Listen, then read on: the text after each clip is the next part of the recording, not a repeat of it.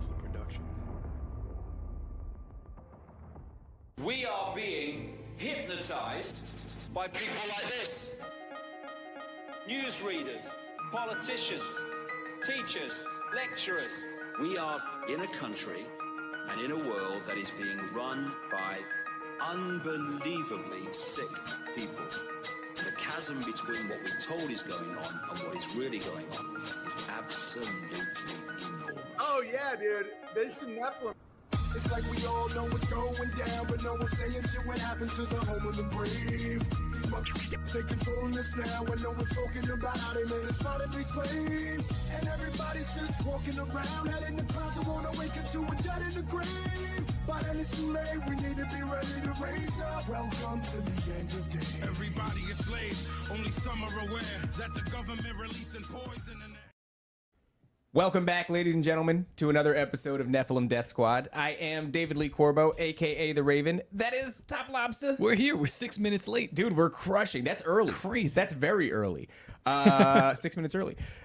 What was I going to say? Top Lobster, the father of disinformation. Don't forget, ladies and gentlemen, sometime around the 30-minute mark, we're going to go live exclusively to patreon.com///Nephilim Death Squad. You can enjoy the rest of this episode, engage in the live chat, gain early access to the rest of our backlogged episodes, as well as early access to Bohemian Grove tickets and discount codes off of merchandise from toplobster.com. They are there. You guys just got to go to collections and click the drop down and you'll see all the options. You can pick up the super dope merchandise that awaits you over there. How about the MK Ultra? It's actually kind of apt for today and a little bit about what we're going to be talking about given the discussion we had pre-show. Maybe we should start recording the pre-show, huh?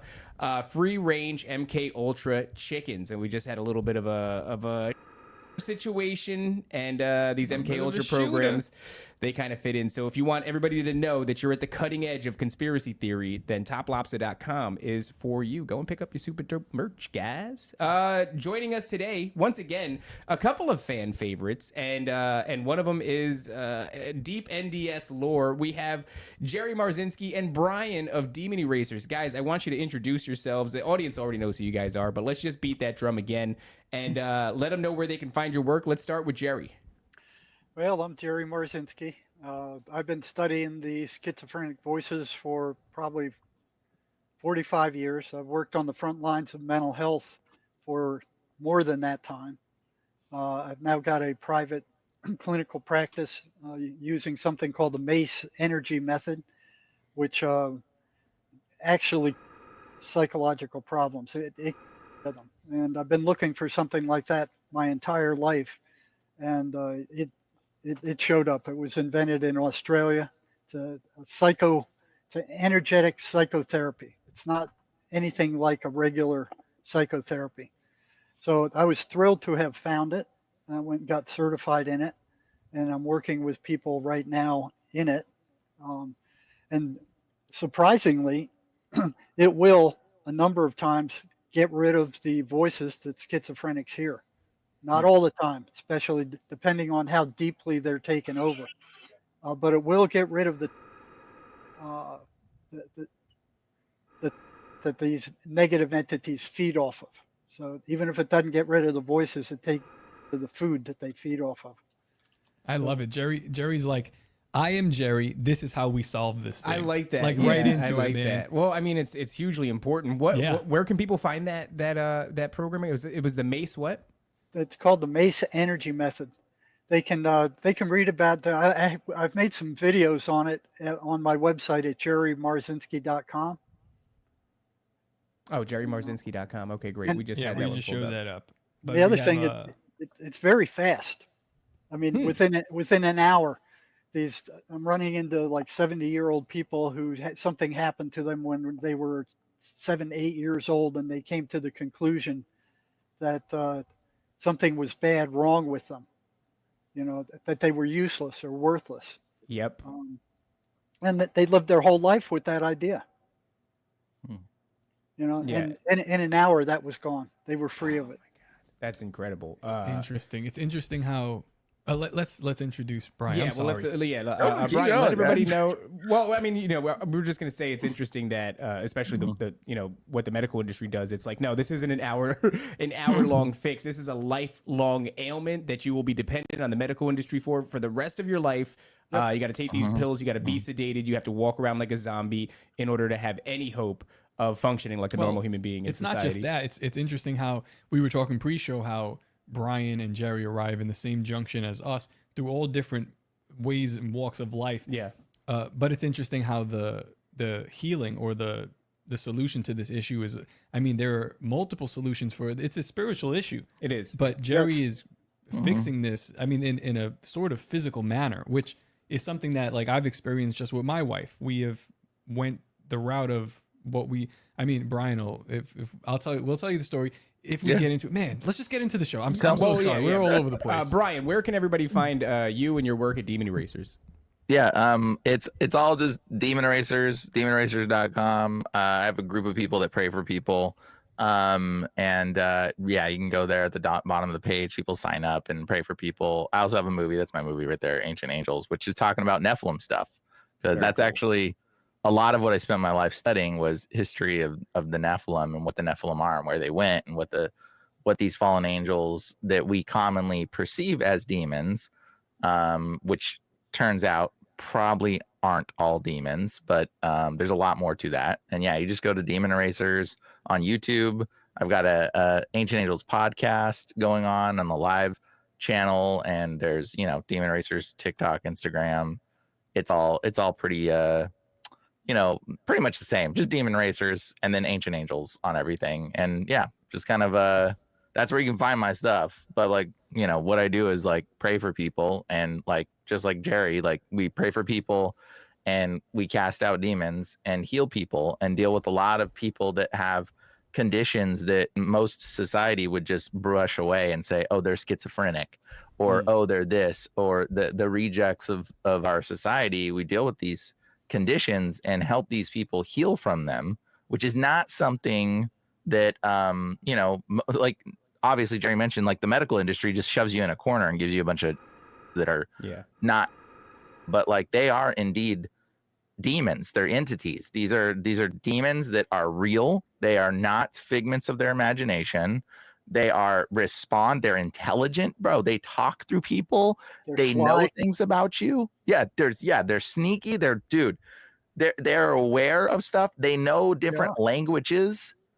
Like it just and so like when me and Jerry met and started talking, like we were just like, bro, what about this and this and this and this? And it was just it's such a cool to find someone else that understands what because like a lot of people actually I'm looking at both of you guys right now, and in a weird sci-fi world, like that's you in the future. Almost like self-present. It's really funny because I'm like I reach out to Brian and I'm like, hey, you want to come on the show? You pick the topic.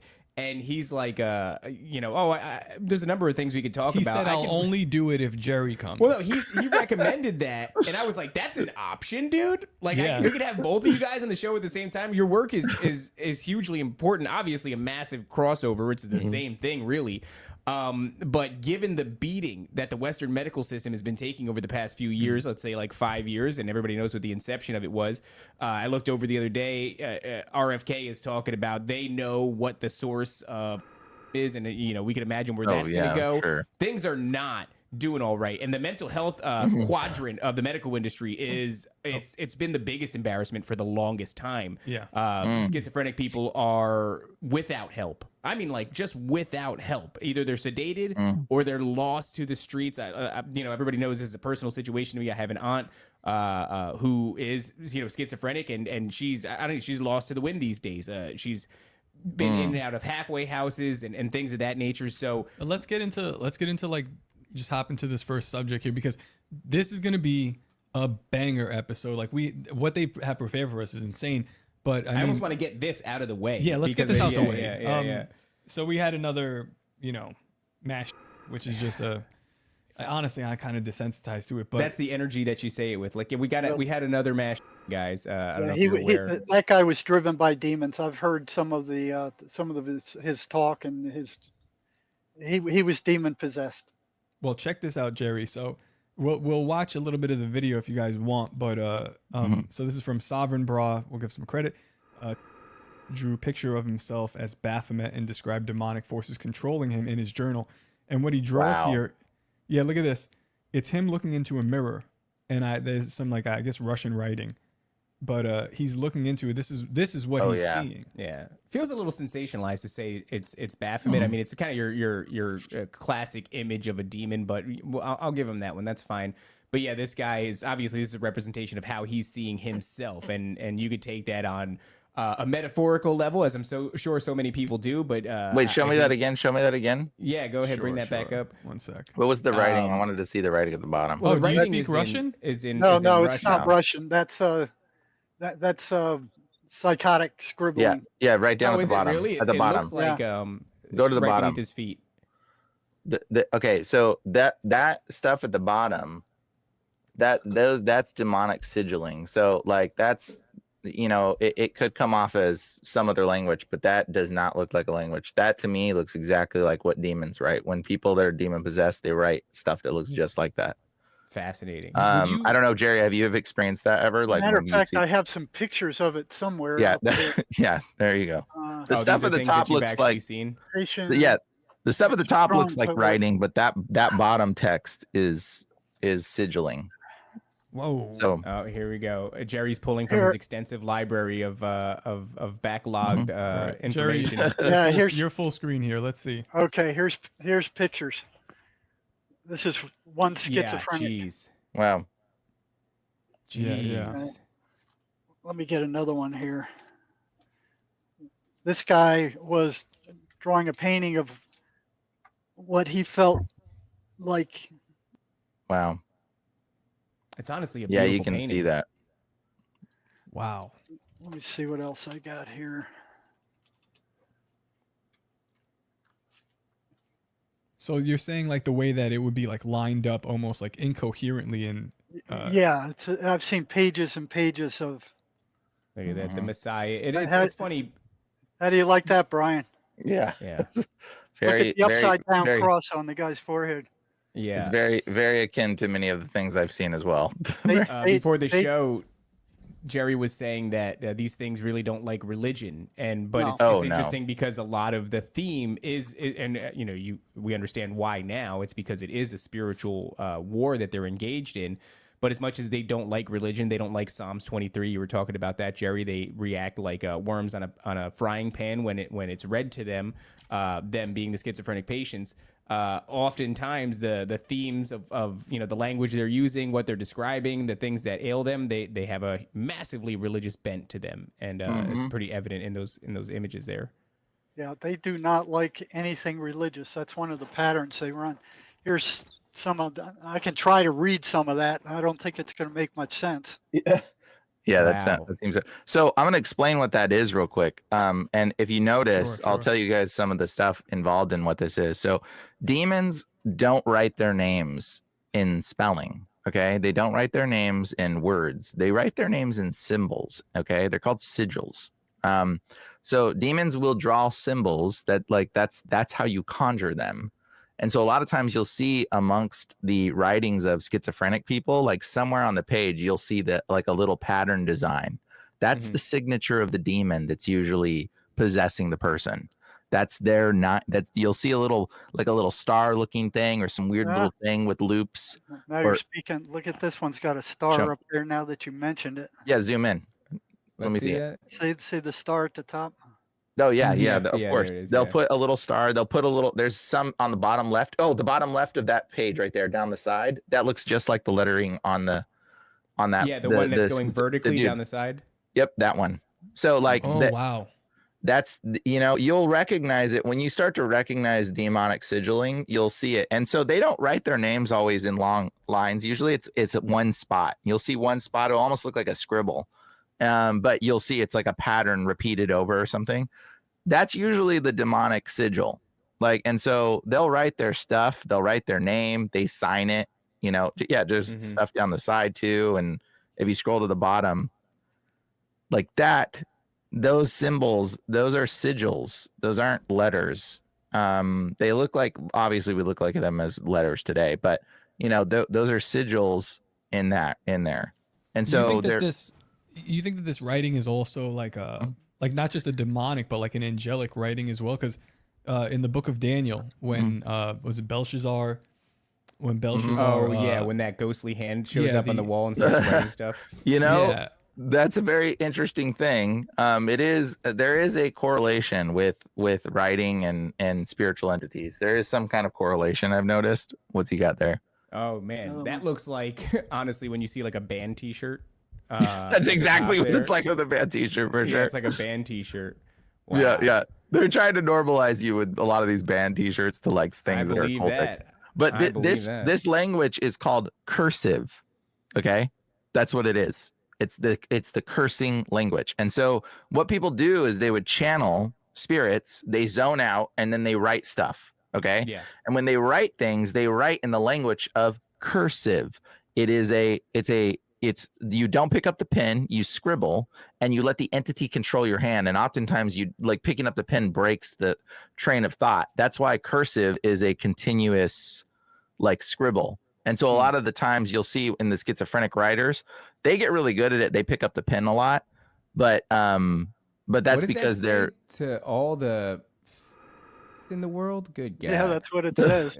To all. That's interesting because like some of the language that he was like using on his magazines and everything, where it was super. I don't know. There's like a spirit of a troll.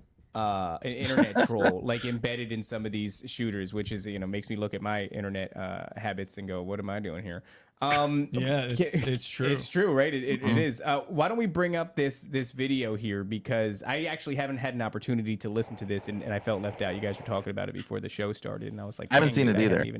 All right, well, I guess I'll just give a warning to people who are gonna who are watching now, because whenever I watch stuff like this, I'm always like it's. I feel like I know what I'm interfacing with, and I don't particularly like it. Yeah, so maybe we should describe it a little. This is the he's talking, you know, before the entire thing happens. He's having a dialogue. We have to show it. They should, you know. Well, I just wanted to know who it is they're about to listen to, and it was this that just committed this atrocity. So let's let her rip. Okay, here we go. I don't remember how far we went.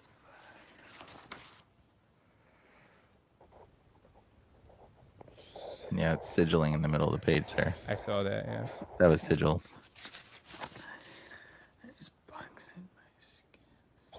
There's bugs in my skin. There's bugs in my skin. That reminds me of Morgellons, which is... So, yeah, he's flipping through his manifesto. The sad part is people are going to try to read that, and I would recommend no one try to read that. I would just give you a heads up. Okay, that's a good point. This is why, like, even watching. Well, a lot of it is, I can see a lot of it is that same language that we saw written on the page. It's illegible. Yeah. There's spells mixed in there. Yeah, don't read that. And don't try to read that stuff, guys. And the part that's really funny about this is that I'm watching the political dialogue on Twitter, and they're like, "Oh, and then you know the right wing is true. The left about wing's your guns. The guns, and I'm just like, dude, this is demons. Like this is what you're looking at right now. And in my opinion, because of the way the patterns always emerge, it's not only demons, but it's government operations, intelligence operations, demons. Government demons. Yeah, these are. We talk often about MK Ultra and, you know, this dissociative identity disorder they're trying to impart on individuals through. They're doing that to people. They're opening these doorways so that they can become possessed, and then they're releasing them out into public, and then we have another disaster that takes place. Yeah, these things hate kids. They hate children. And you look what the United States government has been doing. It's been the biggest operation on the planet until Trump got in there. I mean, you know, even the White House, they were bringing up from under the White House. You know, it was they hate kids, so they're trying to destroy the kids. When they grow up, they'll be warped and broken like they are. Better vessels when they get them when they're younger. It becomes more traumatized, and then they have easier access to utilizing that person. You know, you mentioned MK Ultra, and I wanted to say something about and then shooters, but I want to see the rest of the video. I guess if we should let's watch the rest of it. Is that a Stussy symbol up there? Yeah. Kid from the He's in the wrong generation. Is this the correct video? There might be more. There's some where he's like moving around and like he's reading everything he's written on his guns. Oh, he this might be wrote the stuff wrong one. on his guns. Well, really, what we're trying to highlight, and this might be the wrong video, was the dialogue that he had with himself was very much like a tug of war between him and whatever's inhabiting him. This isn't the same video. I'll search for that one. Yeah, they see might if have you could they might have find it. scrubbed it, but he knows he's sick. You could see he wrote down, sick. Well, these are things that I'm sure he's hearing in his own head because, Dr. Marzinsky, you've brought to our attention. It's So like look one of at- the things they always do. look is, at this, doctor. For the For the- children, of course. And then there's that geometric symbol beneath Yep. it. But That's a sigil. That's a sigil. Now that is allegedly associated with like a previous from years Oh, ago. really? A lot of what he's putting on his magazines and his weapons are sort of homages to previous mass shooters as well. So it's Wow. It's a messy situation. But Dr. Marzinsky, in a previous episode, you brought to our attention, it's like one of the patterns that these things adhere to is it's a constant degradation of the person's self-esteem, self-worth, right? You're worthless, you're sick, nobody loves you, you're irredeemable. And that flies right in the face of Christianity, which is redemption is achievable through Jesus Christ and his sacrifice for us. And it's like, yeah, they're attacking that constantly, right? There is no redemption. You are irredeemable. You are sick. You are worthless. I have it here. It's 11 minutes, but We'll I see if you could skip scrub through it. Find an image of when he's by his guns, because that So, sounds like when it'll be. This is actually his manifesto. You can read that. I wouldn't read it. Yeah, definitely don't read it, guys. Again, Oh, there's sort some of- weird. Look, there's a. that's a signature of a demon. Yeah, there's a signature. That's funny because in the what are allegedly like the lesser keys of Solomon or these sigils Yes. that they entrap demons in, a lot of them look like that, where they're not so symmetrical. They almost look like signatures. Yeah. Yep. And look, So he he throws throws some bullets on the paper. Yeah. Look at him pouring the bullets. Yep. That's definitely it. So this isn't even the kid right now, by the way. This is somebody else. This is an entity in control of this child. No, Brian, 100% it is, because I don't know if we're going to be able to like isolate moments, but there are moments in this where he is arguing or protesting with the entity. And if you're not like keen to this, like people watch and they go, "Oh, this person's just sick," and I'm like, "Yeah, but he's like, it seems like he's pulling away and he's going like, I don't want to do this." Yeah. And then the entity comes forward and it goes like, "Oh, we're gonna do it." Yeah, doesn't it say like he's like, I don't want to do this, and at one point it's like it's gonna be awesome or something like that. Like it tells him like, Wow. "Oh, it's gonna be awesome." I can tell that that's the spirit in him right now. Yeah. And I remember watching one mental patient once arguing with the voices that she didn't want to leave the hospital grounds. And as she was walking off the hospital grounds, she was arguing with the entities. "I don't want to leave. I don't want to go. I'm going to get in trouble," as she continued to walk off the grounds. Interesting. Wow. So no control over their physical body, but their brain is like a passenger in it. Look at this again, Top. Though here's some imagery associated with The troll. the troll, right? The trolling, the online troll. You have the troll face meme on this, and this is something that we've had to like tango with before, because admittedly, myself on the internet, I'm a bit of a troll. I just engaged with somebody the other day where I said, "Oh, this one is brutal." Yeah. Oh yeah, definitely a demon. Definitely a demon. Oh, here we go. This is probably what you're talking about. Yes. I mean, the video is just him reading what he's written on all the weaponry here.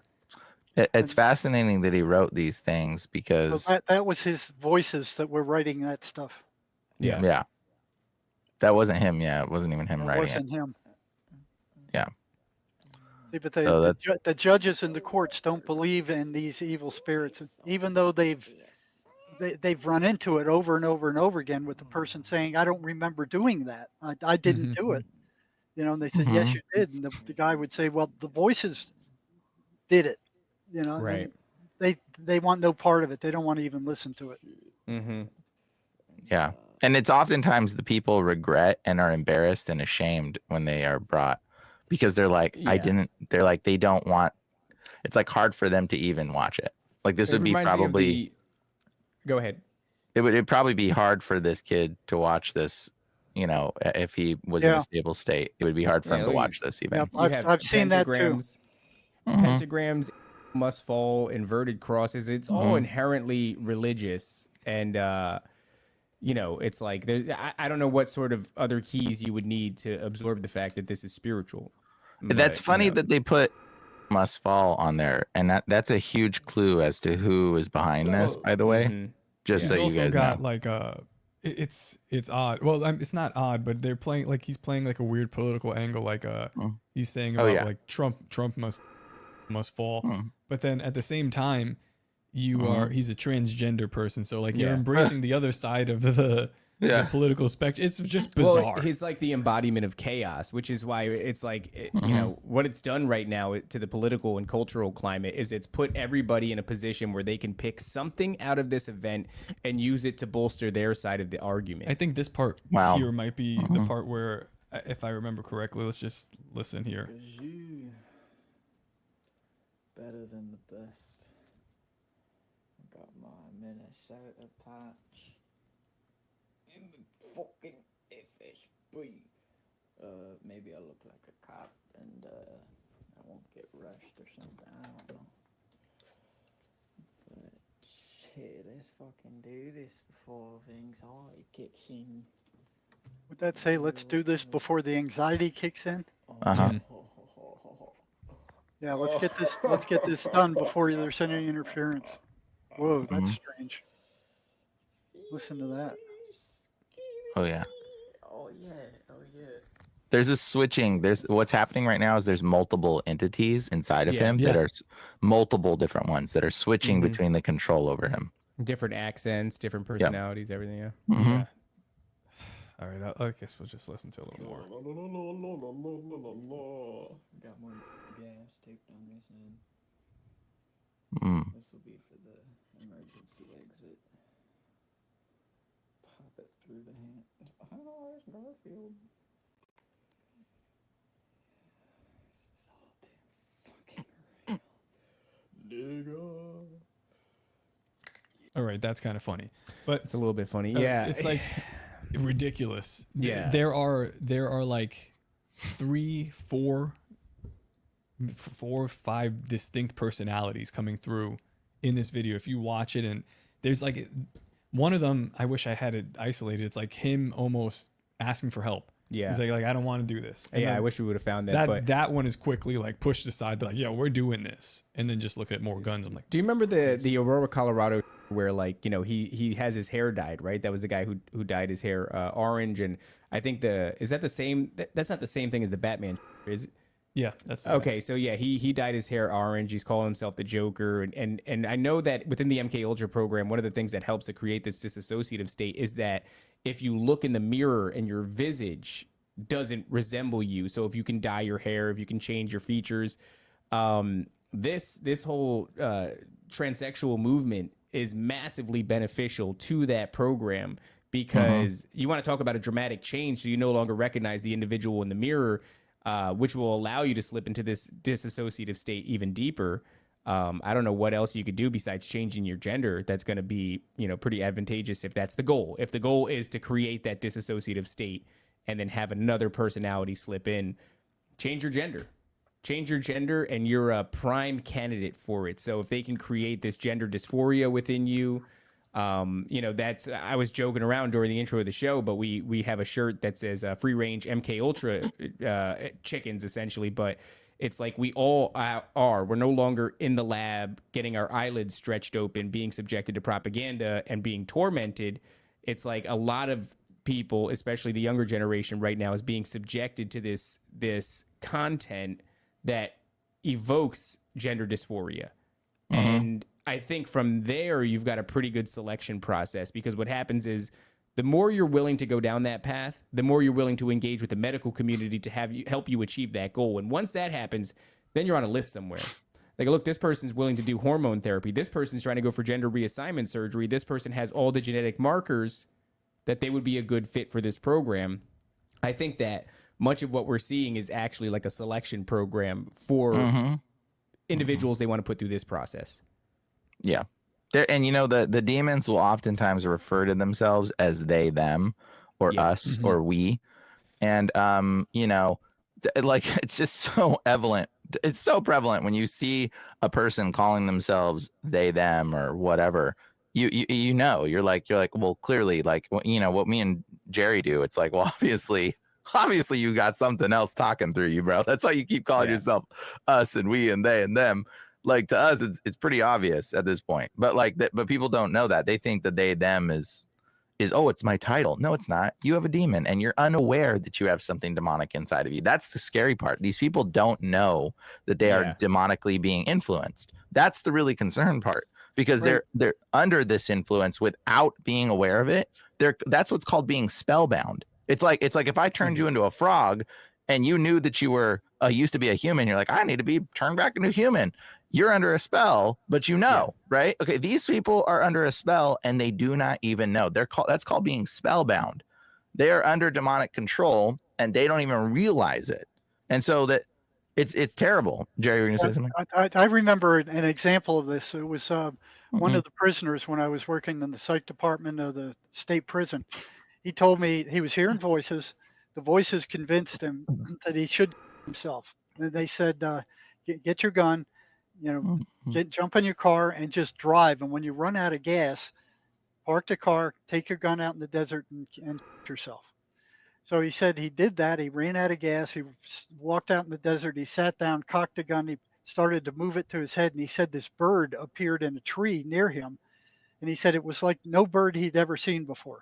He lived in Arizona. He knew all the birds. He said this was a very strange bird. He'd never recognized it before. And the thing started screaming at him, just like making, ah, ah. So he got his gun and he fired a shot at it.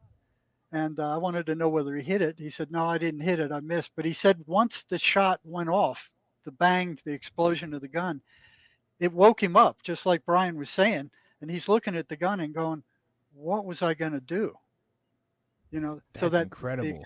So it's exactly like Bryan said, they put them under some kind of hypnotic trance, and now they're under their control. How they do that, I don't know, but they do it. Just before I came here to do this show, and so it feels like I should mention it. My wife, I overhear her watching a TikTok, and there's we're at the part of the show where we're talking about Raven's wife's TikToks. Yeah, It's like, all right. And it seems like it's some sort of like a pride event, like a pride parade or something like that. And there's this black guy who's dressed like kind of like a bird, like I don't know if a flamenco dancer is the correct word. I don't think it is. It's like when you go to a parade and you see them with like feathers on their heads and like these sparkly outfits. He's dressed up like that. And this woman is interviewing him, and she's asking him about this notion of like identifying as they, them, they, them pronouns. And this guy is just saying, he goes, well, I identify like that because we are many. We are legion. We are legion. I am the one who is many. And I'm like listening to this and I'm going, babe, what is this guy saying? And she pulls it back and he's just like, he's in this like frantic state of mind. He's all dressed up. You know what I mean? He's got his makeup done and he showed up to this event. He's clearly a figure in the parade or in the event. And the way he starts manically going off, and he's using phrases that are like straight out of the Bible, but they don't seem to, he doesn't seem to understand even what he's saying. He's just going, I am legion. We are many. I am the one who is many. And I'm like, dude, like, what is going on? And she's just like, wow, so brave. Now, I've heard that before, where they came out and said, we are legion. Asked him what their name was, and he said, we are legion. I remember one time, one guy, again, when I was working in the psych department of the prison, I was figuring out ways to interfere with the patterns that the voices ran to kind of trip them up, because they run very specific, repeatable patterns. So I was giving them homework, and they would come back in next week, and I'd ask them, well, what happened? How'd that work? That kind of stuff. And one guy came, I don't know how he got into the medical unit because I didn't send him a pass. And he knocks at my door one day, and I open the door, and he goes, "The voices want to talk to you." And I thought, so like, where'd that come from? You know, because up until that time, maybe 20, 25 years previous, it was like the patient would tell me what the voices were saying, and I would talk back through the patient. So they were like the intermediary. There was Yeah. never a direct conversation up to that point. There was later on, but up to that point, and open the door and sit down, and I say, "Okay, have a seat. What do they got to say?" And out of his mouth, these words came: "You have no right to interfere with our way of life." Mm. And it was like, boom, that was the point where my denial system completely disintegrated. This It is was like, something that you've talked to us about before, and it sounds like I've heard things about the nature of these entities and how they only exist in a parasitic way. And they're I mean, like, parasites. yes, and I mean that in like the strictest way. They can only continue to exist if they have a host. So they're cursed to this existence where it's like, that emotion behind you have no right to interfere with our way of life. Our way of life, meaning they cease to exist if this process is interfered with. They are parasites. They need a host, and you're getting in the way of that. I want to talk a bit about some of the, you brought some transcribes Well, from. I wanted to ask him something because I've heard that story a couple of times as well, but what we come across a lot is like the hitchhiker effect. Are you familiar with that? It doesn't ring a bell. All right, so people that are investigating Bigfoot or other paranormal phenomenon, they'll go into places or they'll see and do things, and they'll get passengers, dark passengers, things that are like attachments that follow them into their regular life. When you were interfering with these guys' regular way of life, yeah. did this affect your like home life at all? Did you have any kind of paranormal activity or Even nightmares, strange happenings around the house, bouts of emotion, anger, inexplicable. Well, what they did is they got my son, so they couldn't get me, so they got him, and he's been struggling with these things for years. Oh my God. Yeah, I think recently I don't know, the battle comes and goes. He clears up, and then so they can't get me directly, so they get me through him. Yeah. Right. So you think, well, you should be able to help him. You know all this. No, he won't listen to anything I say. So I can't really reach him. Matter of fact, he just tried to call me a second ago. But yeah, I think he's slowly getting there. And I told him, you have to have, you got to get on a spiritual path and stay there. Now, Bryan and I have a link that is that, because the Mace energy method will not work without the spirit taking care of the negative energy. Yeah. Okay? So what the system does, it sets up a kind of like a what do you call it, structure, or a pipeline to the person's spirit, because energy flows from negative to positive. Okay, so the negative identity or negative spirit is negative. It sets up a pipeline to the spirit that's positive, and the spirit takes that energy and transforms it into positive energy. Okay? Now, from what I'm seeing now, Mace works maybe 50% of the time with schizophrenics, depending on how deep they are. Okay. But I had one yesterday. The voices disappeared when the session was gone. It was gone. So there's a spiritual link between what Bryan does and what I do. I mean, Mace wouldn't work without that spirit. Now I don't have to talk about that. It's all automatic. Right? Bryan brings it up and just beats him over the head with it. Bryan, do you have that video? That would be good for them to see, to let them know what we're dealing with. Go ahead, put that I on. can play a video. Yeah, Well, let's bring that up, and we're at the 39-minute mark, so Okay. we have to go. Unfortunately, for those of you who are watching for editing purposes and such, we got to go. live exclusively to Patreon. If you want access to that unedited version before it drops to the general public, well, then patreon.com/Nephilim Death Squad is for you. Otherwise, you'll see this episode in about a week. Yeah. So as I do that, and we're gonna have wanted to footage, mention- guys, video footage of stuff that that I've not really shown. I'm just gonna show it. Okay. So it'll be interesting. You'll By see the way, what we're directly Mhm. dealing with here. I just want to say, while you're in the process of doing that, and we're going to bring up this video, I was listening to an episode of Tony Merkel's The Confessionals, and long story short, is an individual who, when he was younger, he and his brother were sort of tricked into a drug experience where they didn't realize that the individual who was bringing them for this drug experience had plans to do a sort of ritual or ceremony. And things went really wrong. He and his brother were horrified. They skipped out of there. And once they realized what was going on, but ever since then, his brother is unreachable and is, fallen to schizophrenia. And also is very reactive to any attempts to like reach out and kind of help.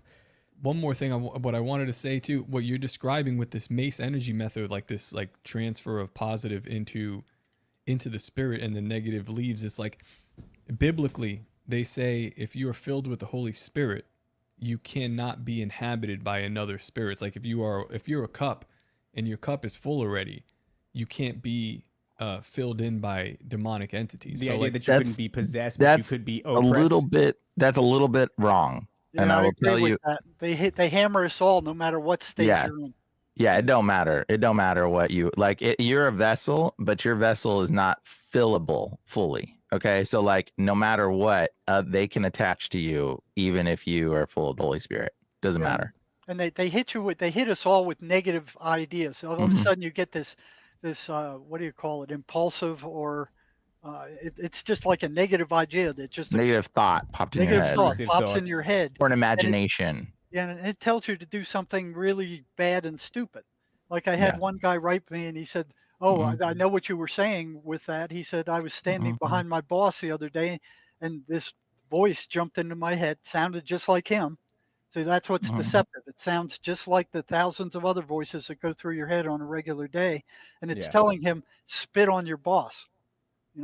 So that's what makes it so difficult, because we believe that every thought that comes into our head belongs to us. It's in our head. Who else could it belong to? No, these thoughts come from outside. Manuel Swedenborg said, none of your thoughts are your own. They either come from heaven or they come from hell. When I was younger, I had that. I was holding my sister. I was standing at the top of a staircase, and I just was overwhelmed with this intrusive thought and it got so horrifying. Like it felt like I was considering doing it. I had to put her down. Wow. Yeah. Wow. I had to put her down. I was exactly very it, little. bro. That's what it's like. That's exactly it. And that's what this other guy went through. The guy. Only he didn't put it down. He followed through. So what happens with that is, when something like that happens, the misery just explodes, because look at all the mothers and fathers and families that are now suffering. Yeah. Generating negative emotional energy for these things to feed off of, because of what this one guy did. And then the deep state's going, "Oh, well, we got to take the guns now." Every time something like this happens, we got to take the guns. It's as if it was the guns that shot the guy. Here's all these people in Britain. They don't have guns, so they're with cars. Did anybody ever scream and say, "Oh, take away the cars"? Yeah. We can't let them have cars anymore. How But ridiculous is that? Jerry, why would we let such a good tragedy go to waste? Yeah, I mean, that's right. Let's get everything we can, right? There's an opportunity to seize what you want. A little Hegelian dialectic goes a long way. Horrific, man. Yeah. So we have this video pulled up. Well, what is this? This is an event where some people, we're praying at this event and started to speak and command the demons to leave. And these are just a bunch of people at the event. This is, these people didn't think they had demons, half of them. Okay. They're just here to like, out, bro, look at what happens.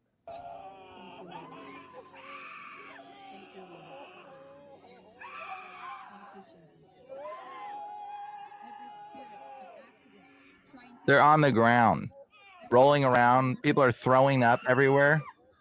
And Brian, what are you or the other people doing to kind Praying. of trigger this? Just Just commanding praying. spirits to leave. Was it just you doing it, or was a bunch No, of people? there was some other people here doing this. And this was just at a public setting, bro. And people start throwing up. This is so, mind you, this is like, it's crazy. Like, it's That not sounds like hell. Bro, it does, right? It's pretty terrible stuff. It doesn't sound like it.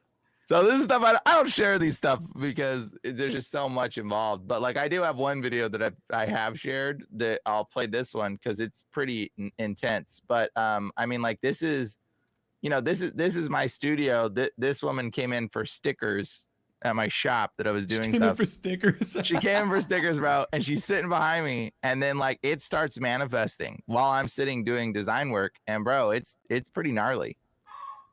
Like, and then we just start praying, and dude, She just starts throwing up, bro. Like she can't control it. I told her friend, I'm like, that's her friend sitting on the couch. I'm like, just read the Bible, do not watch, don't look up, just don't watch. Because when people watch, it will jump from one person to another, and it will move. Like the spirit will go, it can move. If your friends are really close friends, if they're like best friends, the spirit will jump to the person. And I know that sounds crazy. I wonder too. I imagine if you're living the same lifestyle with that individual that opened up those doorways in the first place, you know, because I was like I said, I was listening to that episode of Tony's show, and it was like all these guys were kind of a group of friends. They were really close, and they're all living very similar lifestyles, doing the same yada yada. And interestingly enough, one of them was Spice K2, which comes up on the show constantly. These people who smoke spice, which was very popular in like 2009, 2010. Here's a good question, actually. Is that doing that to us right now? Like we're watching this? No, I mean, he said your friends, your close friends. friends. You got to be friends.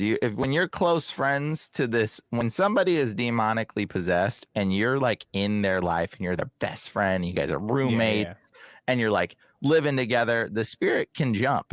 I've experienced, Jerry hasn't necessarily, I think, experienced that one, but I've experienced this one, and I've seen it like a few times actually, where the people have to be best friends. They call the condition folie à deux, which is like when two schizophrenic people supposedly hallucinate the same experience.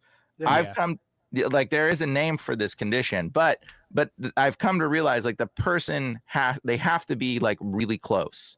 And so you don't really see that, I guess, in the medical field very often. Jerry was mentioning it's not very common to see it, but that's because the people in the medical field aren't usually becoming best friends right away. Well, to they your separate point, these people. That story that I keep telling you about, him and his brother shared a dream as well during this time. So it's like, yeah, when you're really close to somebody, they're appearing in your dreams, you're waking up, you're going, did you just have a dream about this? Yeah, I did have a dream about that. Like there seems to be a level of intimacy that's required in order for this sort of an event to take place. Yeah, there has to be a deep connection with the situation. And it's very rare, but it does happen. So like when I pray for people, I just tell people, don't watch. Like don't like, if you guys are too close of friends, don't even look. So I'll tell people, just read the Bible. Don't, like, you can be here, pray for them. Don't look up. Don't watch while this is going on. I got a question. Like, how is she manifesting to the point where you were like, all right, we're going to like put business aside and do this? Well, I'm just sitting at the computer, just like clicking away, you know? And then all of a sudden behind me, I hear her like, and I'm like, you okay? And she's like, yeah, I'm fine. And I'm like, definitely doesn't seem fine. I'm like, keep clicking. I'm like, okay. And then all of a sudden it's like, she's like, and I'm like, okay. I'm like, listen. Brian's like, I can change the design. If you want me to change the design, I can change the design. Is it the quantity of stickers that is upsetting you? Yeah. And then I'm just talking about demons and stuff with her too. So it's like, and so I'm just like, hey, look, like, here's the deal. I was going to ask, did you provoke, like, so you were talking a little bit about, okay, so I was talking a little bit about demonic stuff, and it starts, they don't like it when you talk about the stuff that calls them out, right? So like, I just, just my general conversation, and she's with her friend, and I'm like, okay. I love this, but I love that's Bryan. how it is. That's our general, you can't out with us without being like, do you know what the MK Ultra program Have you is heard really of about? Dr. Jerry Marzinsky? Dude, Dr. Jerry, you have no idea. My entire family is addicted to alcohol now. Our fan base is addicted to alcohol because every time we mention your name, they have to take a drink. And it's every episode, by the end of it, they're all drunk. I I'm swear. like, actually, there's a guy, Dr. Jerry Marzinsky. He has 35 years in the clinical field. And it's just like, blah, blah, blah, like, and they're like, yeah, we know. We know, dude. We know. I'm surprised we don't have I know a clinical psychologist in the field for 35 years shirt. We should get a shirt that just says that. That'd be hilarious. Yeah, I remember one time I walked into the ER, okay, and here's this woman in the psychiatric. She's laying there, and I didn't know her from Adam, never met her before. I was assigned to do her psych eval to see where she was, and brought her in, started talking to her. She said, soon as she walked into the psychiatrics, the voices said, stay away from him. He's dangerous. Yeah, they know. Yeah. They know us. They know. They know what we do. That's wild.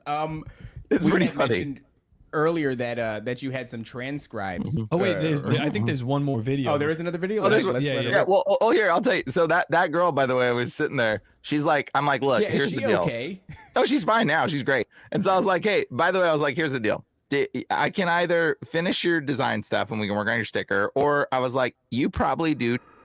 And I was like, and you've been doing them for a while. And she's like, yeah, but like I'm fine with them. And I'm like, no, you're not. Cool. And I was like, no, you're not. You're obviously not fine with them, and you have evoked a spirit, and the spirit is real uncomfortable right now, and that's why your body keeps twitching. She's like, are you serious? And I'm like, yes. And she's like, oh my gosh. And I'm like, we can finish this or we can pray. And she's like, okay, let's pray. And like we talk about it, bro. Pray. The thing like comes leaving out of her, bro. She gets like healed from all kinds of stuff, dude. Like she's like afterwards, she's just like feels like a totally different person. Which Did she say which drugs? Which drug? I mean, you don't have to out Bro, her. We already saw her. I don't recall, but there was I think there was like it wasn't ones that she was like addicted in the sense like you wouldn't have known. You wouldn't have known. She seemed manageable of her drug addiction. Fantastic. And so like guy, it wasn't he had a vape, and it's like this is also another thing that's being brought up. They're like, yes. oh, we have to target, like he was vaping, so it was all the vape, and I was like, I don't know if it's all the vape, but I was like, man, that might contribute to it, dude. I Well, don't know yeah, what's that. because the weed vapes are like some highly concentrated, oil that's incredibly high in THC, which is the psychedelic compound of marijuana. And I don't know what the CBD levels are on it, but it's a low grade psychedelic. We talk about that all the time. That goes into the whole free range MK Ultra victims thing. Is they're typically dosing you with LSD, like or LSD, something, yeah. but in real life you're just now on a low grade constant psychedelic in the form of like this industry marijuana that's been given to us all it makes you suggestible, and a lot of things is about these is like they want everybody into MK Ultra. Like they don't realize like how much MK Ultra is involved with demons. Like that's what they were doing, guys. At MK Ultra, they were studying the occult. They weren't just doing like experimental stuff. They were trying to evoke spirits and blackmail you, and then evoke spirits into you through trauma-based mind control. That's literally what it was doing. And something about the shooters. What was that last event? I actually got a comment removed recently because I commented on somebody made a video on that one guy that went to the 33rd floor and himself. That guy that went to bro, I made a comment referencing the other people. Every one of these mass people are demonized. Okay, like flat out, they're demonized. They're MK Ultra projects. They are mind controlled. They're brainwashed into this. Okay, half of them all have gone. They're all gone to therapists. Okay, they all go to therapists that don't serve them of any kind, and they're like usually like government subsidized therapists. So you're like a little bit weird. A lot of them are from the country where they wear little small hats. They're Jewish, surprisingly.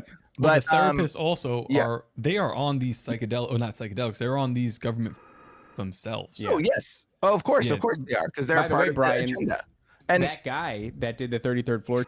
Did you see that tweet where like he went missing like 17 years ago or something like that? And then or 17 or 7 years ago, 7 I think it was. He went missing, and his classmates were making like tweets about it back in 2017, saying I'm not going to stop talking about this until they find my friend. And like he went MIA. Then all of a sudden he reemerges, and he's up the Blackstone building and kills himself on the 33rd floor. So yeah, I mean they probably did took him. They took it. Well, Here's the other thing. So you know the guys that drove and did the at Las Vegas with the Tesla, and that blew up the Tesla truck with fireworks. Yeah. Okay, and that guy, and then on the same day, another man drove through a crowd. I think it was in New Orleans or something. That drove through a crowd with a truck. That now get this, there was 2, and he killed like 8 people or something with a ISIS flag tied to his truck. Okay. Yep. Now let me just explain something. Both of those gentlemen on the same day rented trucks from the Toro app on the same day. They modified their trucks. They both modified them. One to hold a flag and the other one to be rigged with explosives and fireworks. There was fireworks in there. It was so stupid. It was very obviously not like they did that on purpose. Nobody needs to add fireworks into their stuff.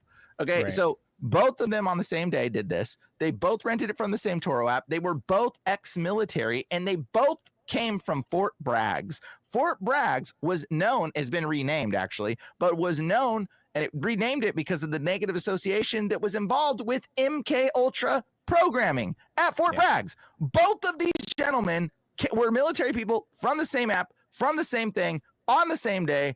And you're like, what are the odds of that? What are the odds that they did a mobilization of 2 individuals to do an act of violence against society on the same day? And then they both, so it's like all these victims, they put up the thing, and then why do they every time? Why do they every time?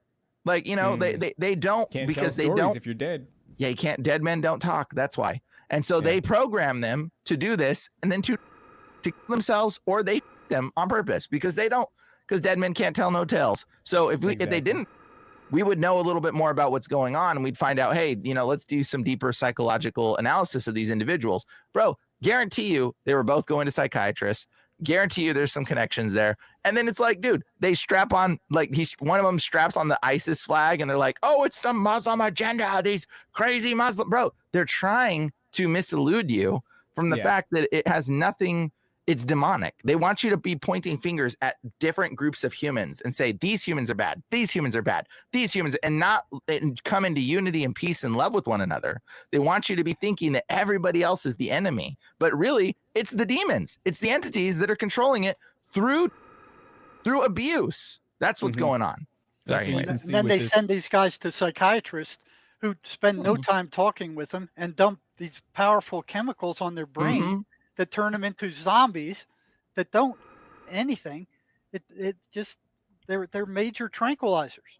That's why sometimes you see them show up to court and they're just completely zombies. Zombied out of it. So you got over 50,000 people in the United States killing themselves every year.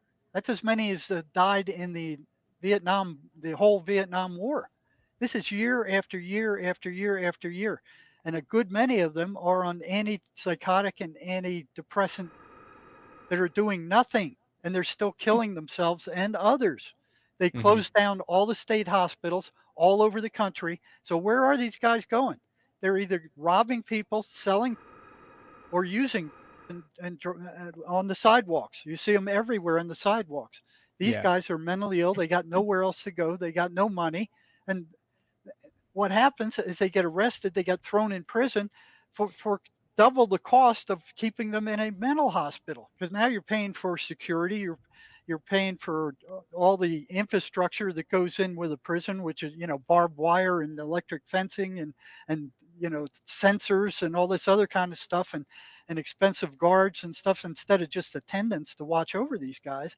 So they've managed to flood society with these out of control psychotic people that are piled up on the sidewalks in San Francisco and San Diego and all these other democratic states where they don't want anything done with them, and nobody's being cured. You got more psychiatrists, more psychologists, and more psychiatric on the planet now than has ever been in the history of mankind, and you've got more mentally ill, and they're getting sicker all the time. The prisons Dr. are Jerry. filled to overflowing. The mental health centers are overflowing. The psych hospitals are overflowing. Nobody's getting better, and they don't want them to. What do you think of? I mean, Trump had. I don't know how he's moved forward on it, but he'd mentioned reopening these state institutionalization facilities Oh, that's that so were, I guess, creepy. more prevalent. It's creepy, but it's like we're at the point, like Dr. Jerry just mentioned, like these Democrat-run cities that are now having the National Guard, Right. put in them because it's just been mismanaged to a point where I'm from New York City. So like, I'm like, yeah, I get it. The last thing I want though is, men with like army men with guns Taking running, people to get lobotomized, yeah, right? running a city. But I'm like, I'm looking at it and I'm like, I don't really know what you do. Well, Kensington Avenue in what is that, Philadelphia, is so brutal. These people are like standing up, falling asleep with their limbs rotting off. I was watching a video of a woman who, interestingly, she was covered in tattoos. What were the tattoos? Oh, is it Vishnu, the giant elephant god from Vedic? Ganesh.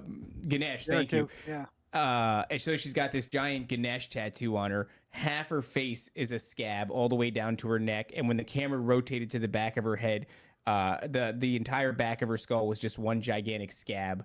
Her flesh is falling off. She's still up and she's talking about, it was horrifying, like what she used to think she was going to be.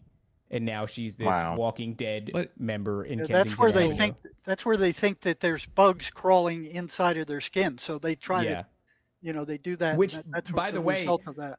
That is a symptom. We talked about it before, and it brought it up to my mind. Morgellons disease, which is associated with Lyme's disease, which I'm pretty comfortable with the idea that Lyme's disease was a weaponized, a bioweapon created in a lab, and then they use ticks to execute it. But that's one of the things is there's like fibers growing out of your skin, and there's bugs crawling under your skin and all these different things. And that's Morgellons disease. And so it's like everything they do, when Bryan's saying that the MK Ultra program, it's basically the study of demons, government study of demons. But this is what I was asking though. So like we have the government operating in they're behaving in one way where they're like studying and extrapolating on these entities throughout society. But then you have Donald Trump who's proposing this idea. And it's like, I don't know if that's a good solution because that could easily be flipped around on me. They can call me crazy and throw me in there. But I'm like, touche. In your opinion and like in your expertise, like where do you put that suggestion that he's floated? I don't know how they moved on it, but what do you think about that? What, the mental hospitals? Yeah, like should they be reopened again? Yes. Yeah. Look what's happening to these people now. In order to survive, they have to sell, they have to rob people. They're using. I mean, they're derelicts. I mean, yeah. They got much better treatment. And I've worked at both places. I started off working 7 years. The first 7 years of my profession, I was at the biggest psychiatric hospital on the planet in Milledgeville, Georgia.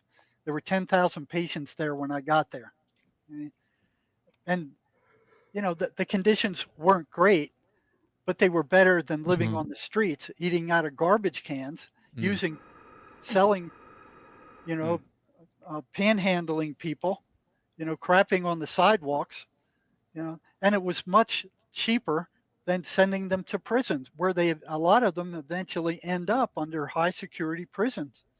And there's nothing, I mean, these medications, I mean, the side effects are awful. I remember one time I was walking down the first floor of the psychiatric unit at this big hospital where I was talking to you about, and here was a maintenance man cutting a cap off of this banister that ran up to the second floor of the psychiatric unit. And I noted that there was no cap on this banister on the second floor. It was open. It was like an open pipe that ran all the way down the stairwell to the first floor.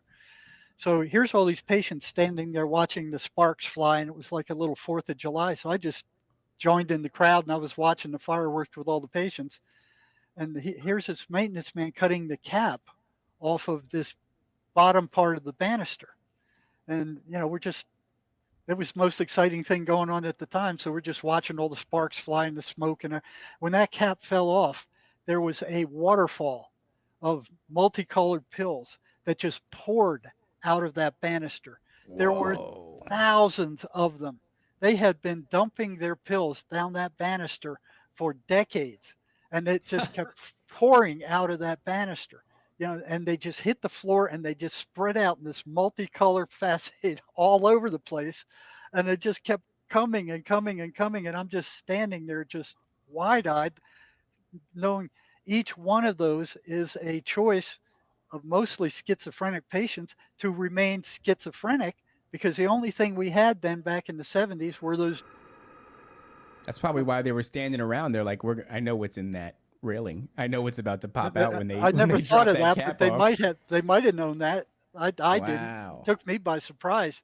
And from then on, it was like, why did they do that? Why aren't they taking these meds? I mean, at least with those meds, they regained some semblance of sanity, even though they were groggy and drugged up. They could somewhat function. They weren't causing problems. You know, they weren't beating each other up. They weren't trying to kill themselves. I mean, those were controlling them, and that's the main thing with psychiatric hospitals, is keep the population under control. So, you know, here's the big pharma saying, "Oh, we have to charge so much for these because we spend all these years in research, and that cost a fortune." No, these psychiatric were found by accident in a German dye lab, you know, back in the late 1800s, I believe it was. And then the French came over because all the dye lab workers were getting gorked out, and they were just, you know, kind of sedate. So these French guys from a French pharmaceutical company came over. They extracted the active ingredient of this dye that was a major tranquilizer, phenothiazines. Okay, and then they wanted to test it on a psychiatric hospital in Europe. By then, the Freudians were running everything, and they go, no, you know, that's the wrong path. It's psychoanalysis is what we're going to do. You take your and go somewhere else. So they came to America, and they made a deal with one psychiatric hospital somewhere to try this out. And lo and behold, the entire population was sedated. They were now behaving. They weren't running around. They didn't have to chase them down and wrestle them into what do you call it, straitjackets, you know, because I got on just right after the straitjacket thing happened. I mean, so this was a blessing for the psych hospitals. These guys were all drugged up. They were zombies. They were under control. They weren't causing problems. They weren't fighting with each other. They weren't killing each other, but nobody was getting better, you know. And Right. even though the voices might have disappeared, as soon as they went off them, they came back again. See, that's my concern with reopening of the asylums, is like, if you're not going to introduce actual help. Yeah, if you're not going to introduce Jesus Christ to the situation, if you're not going to introduce the cutting edge of frequency technologies or something like that to the situation, what is that going to look like? Because as soon as you start treating these things like the spiritual problem that they are, well, then that's going to throw the rest of the medical industry into array, right? Well, Disarray. I think it's going to be worse. I think it would just be a space where there's going to be more people that they're going to make into zombie puppets, and there's going to be more abuse, and there's going to be more controlling system. But that stuff's already happening. But yeah, there's going to be another level. They're out on the sidewalks now, robbing people, breaking into people's houses, crapping on the sidewalks. Beating people up, killing each other.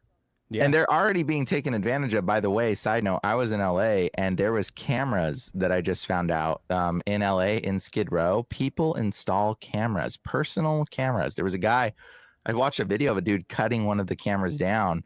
But there's cameras that people on the internet supposedly are installing solar powered signal cameras to get live feed of all the craziness going on in Skid Row. And you're like, who the heck's installing cameras to watch what's going on in Skid Row? Like, why are they doing this? Entertainment, right?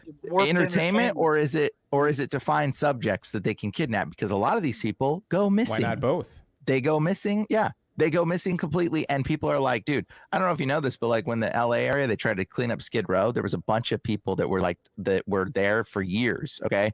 And their tent little house went missing, and people were on the internet, other homeless people were like, hey, this girl was here for 5 years. I've been to her. I got her phone number. She is gone. She's not answering her phone. The tent is gone. Everything she was doing, she was selling their bikes out of this tent, is gone. Like, gone. Everything's gone. And like, bro, there were so many people go missing that are on the streets, bro. They want people on the streets. They want people in these questionable areas because then they can just pick you up and then take you.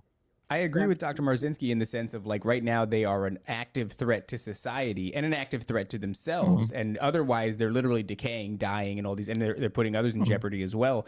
But I also know that once you, and you know, there is an argument for it being a better solution than what we have going on right now. But once you put them in the asylums, they're not going to do anything that's cutting edge. They're not going to do anything that's spiritual because that threatens the entire medical industry as it currently stands. So if they were to open up an asylum, start implementing, you know, reading the Bible and spirituality and all these different things, you know, everybody would say, hey, if this is working here, well, what about all the other things that you know plague us as humanity? Should we be implementing Christianity in those regards as well? And then that would just throw that whole system into array or disarray. One thing that you got to comprehend, that these demons do not like preachers. They don't like the Bible. They don't like Bible groups. They don't like anybody talking to them about religious stuff. Yeah. So, and even though we had chaplains in the prison and in the psych hospital, they had a very limited effect because the voices don't want anything to do with churches.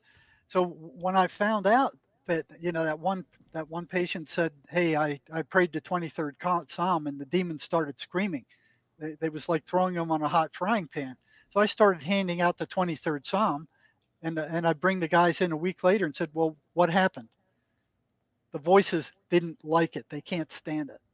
They don't like Christianity. They don't like Christianity. It's not gonna necessarily help them. It's almost like torturing them if you don't know how to handle it. It's just like, you're just gonna make them more pissed off. Yeah, they run for it. Yeah. So I started asking them questions. I like, what happens when you go into church? And I found it broken up into three, I think it was three categories. If the voices were very weak when they went into a church, the voices shut up. If they were moderate strength, they would pick up, they'd get louder, they'd start mocking the preacher and telling the patient, hey, Jesus couldn't even save himself. Why are you listening to this guy? You're wasting your time. And they would interfere with the person listening to the sermon. If they were very strong, those guys would get up and run out of the church. So these things don't like religion. They don't like it at all. But at least they're available, because if you go send them to a psych hospital, there's chaplains there they can talk to. At least that road is open. It's open to them if they want, and if the chaplains go out and start working with them, I mean, that's something. Out on the streets, they're never going to go to a church. They're never going to go to seek God. They're going to get killed. They're going to get killed. They're going to kill other people. They're going to crap on the sidewalks. They're going to rob people. They're going to stab each other. They're going to disrupt society. You know what the biggest thing is that I've noticed that these people need is community. It's like the number one thing. And so if we did implement some kind of facility to house some of these individuals, it would not be to give them more. It would have to be to give them community, and it would have to be to give them love and family, because a lot of what happened, that's one of the most healing factors, of this kind of thing, is when they have, like when you're isolated, these voices want to isolate you every time. Yes. So this is why you see these people on the streets, and they actually seem to be somewhat functional when they're on the streets, because they start to have a community with the other street people. And it's like they're at least in this space where they're bonding with other people in this condition. So really, I mean, I know there's another country, I think it's Sweden or something, one of the other countries, where they force you into a community when you don't go to prison, you don't go to jail. If you get caught and it's like a really severe thing, they force you into these little communities, and communities become like your family, and it rehabs you in some capacity, and it works way better. And so this is something that we should be looking into, is alternative methods to whatever we got, because whatever we got ain't working at all. Working at all. I can guarantee the slightest bit. And if we have facilities, the facilities focused on community, it focused on love, it focused on alternative methods like mace or even deliverance, like what I'm doing, and casting out demons, if it focused on those things, that would be great. And we build a system where we can help people exist with one another and return to that unity of love that Christ has called us to. It says to love one another and love the Lord your God. That's the hugest key, I think. See, and that's what you were saying about that one lady that disappeared. She'd been there for 5 years in that community. And you look around Tucson, here's these in the middle of the desert, in the middle of nowhere, these homeless camps where they form their own little community. Yep. And a good many of them are mentally ill, and they understand one another. Because believe me, when I started learning about these voices and weird stuff started happening, it was like there was nobody I could talk to except the schizophrenics themselves. They understood this Yeah. stuff. So here I am having all these conversations about the voices with schizophrenics, but I couldn't talk to anybody else about that stuff, including my wife. That's why we became friends. At the very least, Yeah, we like, could probably talk to each other about it. there's got to be a discussion about. That's why I'm glad I brought that question up, because obviously there's there's a push and pull in this argument of like, what do you do with these people? And it's a fair question. It's like, we got to do something with these people. Yeah. And there's no real satisfactory answers, but the discussion has to be had at like a higher level, a much larger level. Yeah. You know what they had at the hospital where I was working on? They had a vocational rehabilitation workshop where they were working on blinds, or it was some kind of industrial contract where they could go, and even though they were on, they could still do something productive and earn some money. It was like a giant sheltered workshop, but at least they didn't feel useless. They weren't on the ward staring at the ceilings and reading mysteries and war stories and that kind of stuff. They were out there actually contributing. They were earning some money to help their keep. Yeah, that would be good. But that's the thing about these people they're really any of us with just the right amount of suddenly introduced into your life, and an addiction. Those two things right there alone they'll open the door up to pretty much everything else that's needed to create that situation where you're one of these people on the streets, in Kensington Avenue in Philadelphia. That's just, it's not that far of a cry for it to end up being, any of us. Like I said, it's just one disaster and one drug addiction away. And next thing you know, you're feeling pretty worthless. Your inability to stop the situation, your inability to have any agency in it, that starts to wear at you. And these are all things, I don't know if it was you, Dr. Marzinsky, that said this, or if we got it from somewhere else, but it resonates with me. It's like, we're all, we're all schizophrenic. It's just to what degree. Like, we all have that intrusive thought, that doubt, that thing that puts you down, that thing that says you can't do this, you aren't worth that, nobody likes you, da-da-da-da. It whispers to pretty much everybody. It's just to what degree do you look at that thing and identify with it? Because that's really the slippery slope, is when you begin to identify with it instead of identifying it as something outside of yourself that's oppressing you in some way, shape, or form. Once it starts to resonate with you and you go like, yeah, man, I ain't shit. That's all of a sudden when it starts to happen. That's when it's got its foot in the door.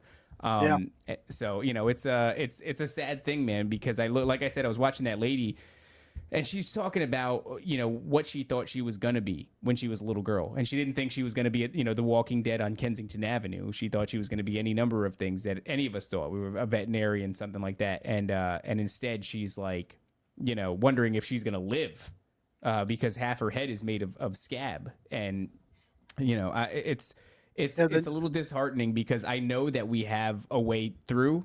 This show, we're constantly talking about Jesus Christ. We're talking about the supernatural. We're talking about spirituality. And I do think that maybe I may have the bias. I talk about it all the time. It's like, maybe because I do this show, I'm making the mistake of thinking that this is becoming more widespread than it actually is. But it feels to me like the world has gone in such a strange direction that more and more people are seeking out information like this.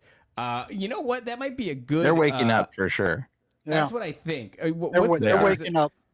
A barometer, right? I think that's the word. A good barometer for it is Dr. Marzinsky. It seems like in a lot of ways you have become a bit of a household name in the conspiracy community. Really? You haven't noticed that? You don't have people, because it's like, I don't talk to anybody now who does a different show or something like that, who doesn't go, oh, I know who that guy is. I know who that guy is. Or we had him, or, oh, I just had that guy on the show. You don't feel like that's the case? Like you're speaking on this topic to more audiences than you were previously?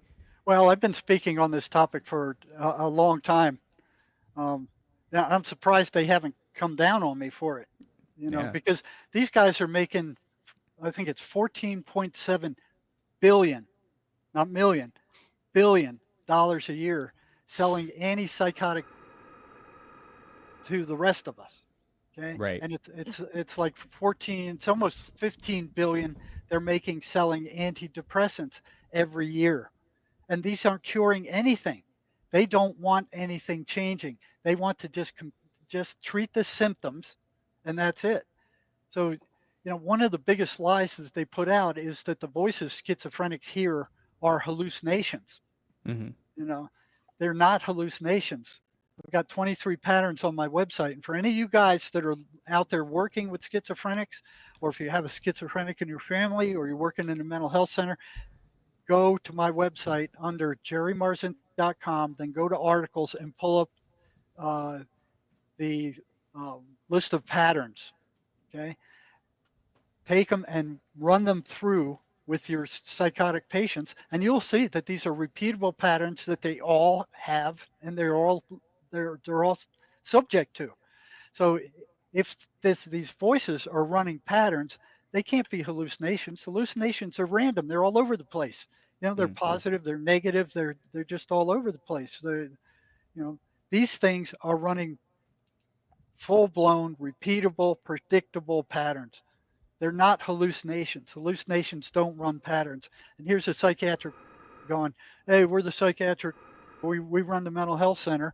So you listen to us. We're telling you these things are hallucinations. Your brain is broken.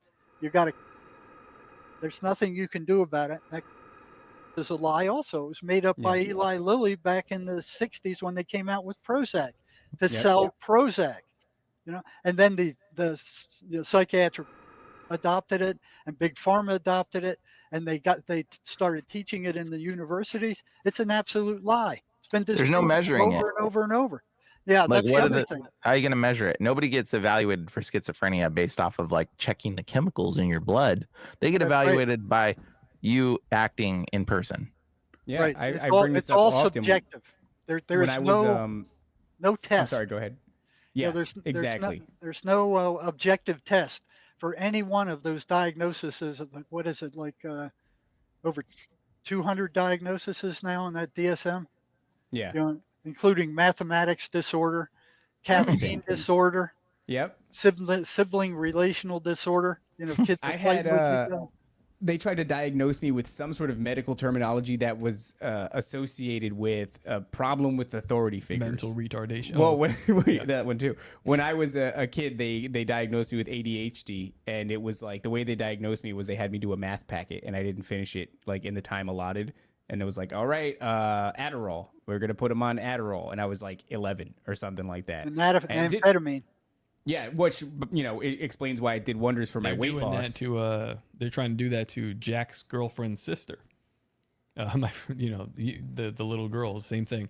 They focus in school. And the little one? The little one, I told the father. Sharp, dude. Yeah, but school is boring. So they're like, well, she clearly needs to be on amphetamines. And I told the father, like, outright, he's kind of a normie though, and I was like, absolutely don't do that to your daughter. Yeah. And I don't know what he's gonna do. It's crazy because it does make you so much slower. Because they put me on Ritalin when I was a child too, and it makes you so much slower. Yeah. Which is the same thing as Adderall back in the day. But it really does make you like a zombie. I didn't take it. I took it like a few times, and then I would pretend to take it. I would hide it under my tongue. Or I would hide it in my upper gums, and the teachers would always check your mouth. I'd hide it in my upper gums, and I'd act like it was under my tongue. They'd be like, show me under your tongue, show me under your tongue. I'd be like, mm-mm. And then I would be like, okay.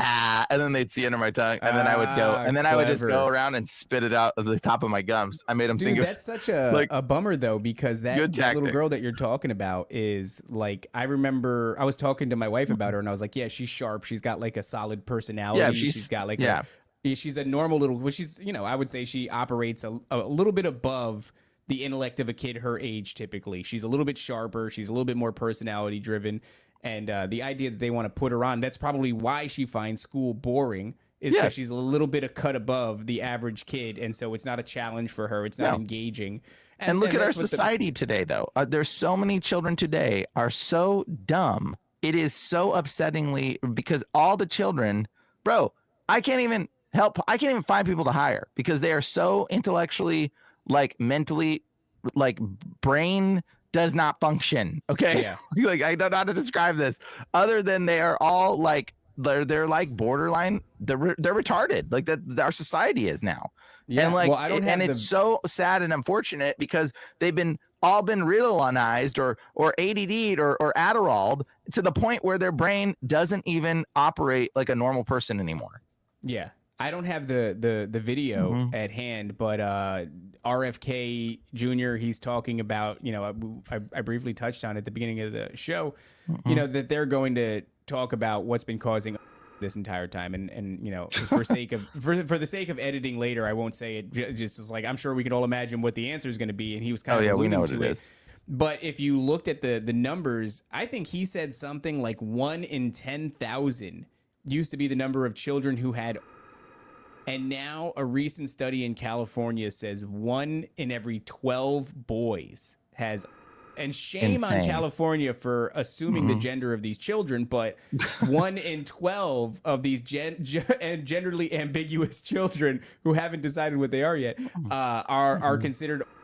And it's like, it's frustrating, man, because we've sat here for as long as we have, for as many years as we've been suspicious of things like, I don't care. We're going to edit it. And things like that. And we've been ridiculed for it. And very much like the CIA coining the terminology conspiracy theorist to dismiss anybody that's looking at JFK suspiciously. And that whole situation, they coined this term anti-vaxxer to dismiss all of these parents. I mean, we have people who watch this show. One woman in particular had her little girl, I believe she was 4 years old, man. And she gets the and in like 7 days, her kid's gone. Yep. I don't mean nonverbal. I mean, she is deceased. Bro, and I'll tell you a story about people this. like us, and she's going, I'm so happy that guys like you are talking about it. And I'm like, guys like us? Why are guys like us talking about it? I have some statistics on this. These are old statistics from 2017. Yeah, they're much, much higher now. Back then, in 2017, there were more than 7.2 million kids on psychiatric. Wow. This is in 2017. Over 622,000 of them are under the age of 5. Wow. We're talking heavy duty psychiatric. Over 80,000 of them were on ADHD, which is amphetamine. Okay. And I've talked to a number of prisons when I was working in the prison, and I said, were you on the ADHD when you were a kid? And they said, yeah. And he said, I just kept going. I felt good on those, so I just took more, went on the streets and got more until they lost control. And I've seen more people go psychotic on meth than any other drug that I've ever seen. Meth. Yeah. They start hearing the voices and they think, oh, it's a hallucination and it'll go away when I come down. And it does. And it may do that for the next 10, 15, 50 times. And then one day those voices don't go away. And they're just as psychotic as any of the people in the mental hospital. The voices are stuck there. They don't go away. Yeah, they turn on, and sometimes they just, once they get up to a certain level of strength, it's like, boom. It's like, hello. And then you can hear them almost, you can speak to them. They become channelers directly to the entities. Yeah. Over 38,000 of them are on antidepressants. Okay. And a lot of these kids are under the age of 5. Right? Imagine looking at your 5-year-old and going like, man, this kid doesn't pay attention. Oh, better look them up. These psychiatrists will give to anybody who will take them. Over 85,000 of them are on antipsychotic. So you got a kid running around full of energy, getting in trouble, doing. So they put them on these antipsychotic, which actually slowly destroys their brain. They found that out, and the researchers who found it out published it because they were doing autopsies on long-term mental health or state hospital patients, and they found that their brains were shrugged like walnuts. They were shrunk. And the irony is that they're called shrinks, the people giving them the Isn't drug. that something? Yeah. That's a demonic spell right there. Yeah. So it happens slowly, so they're causing permanent neurological damage. And they don't ever tell the patients that. I've never heard a psychiatrist tell a patient anything about that. I want to tell you a story about that's kind of interesting. A lot of these they're giving people, these kids, they have in them. Okay, it's a metal. Okay, and the metal, they know, goes to the ends of the synapses of your brain, and it like caps off the firing mechanisms of your brain, and it doesn't necessarily leave your system very easily at all, if at all. And so this is going into people's bodies, and it's disabling their brain from properly functioning. And it's a metal. And the Bible in the book of Enoch, it says that the fallen angels taught men metallurgy, how to work with metal. Oh, that's interesting. And not only does this metal, when it's capping your brain, make you a sort of, metal in your body makes you a receiver, okay, makes you an antenna for something else, okay? So like there's the story of Lucille Ball, who got the metal, she got the filing in her mouth. This is what have you been watching our show, I don't think he's been watching. Oh, no. I talk about this.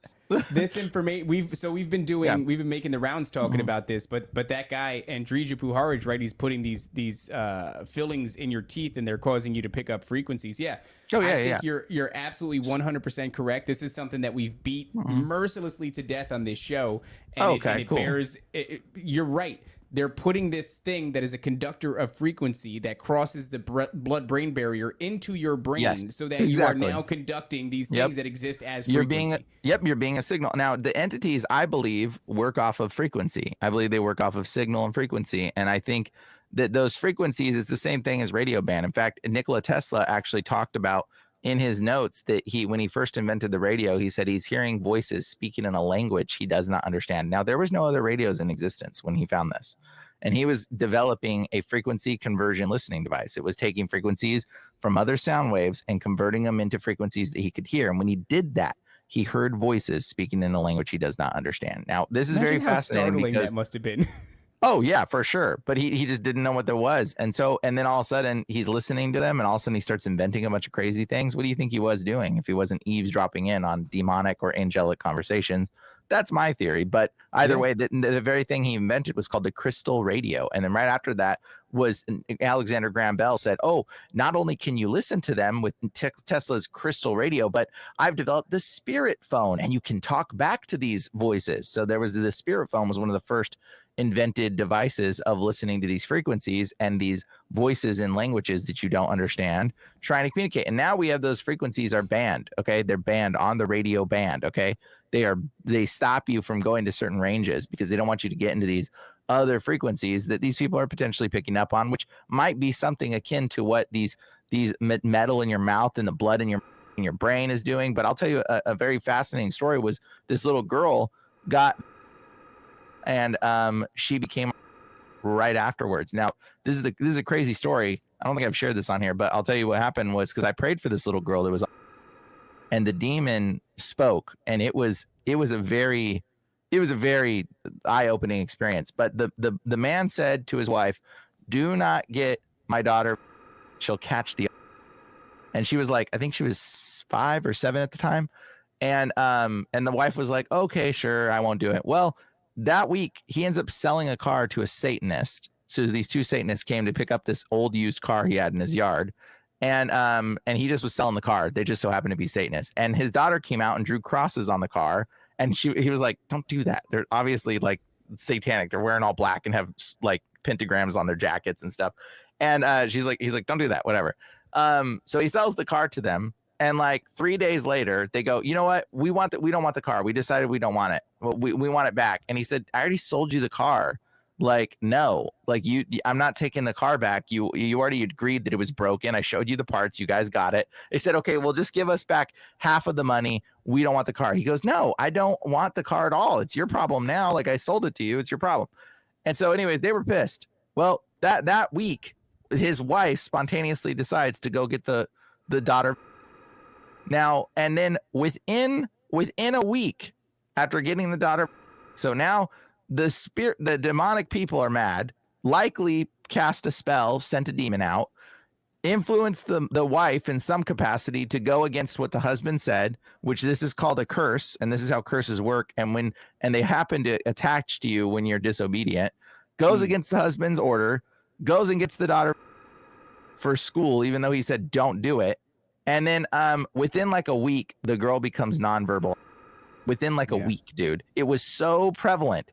It was so fast. He was like, oh my gosh. And it just happened. He said that she just melted away like within. Yeah. And it was so fast. And bro, they called me over to pray for this little girl.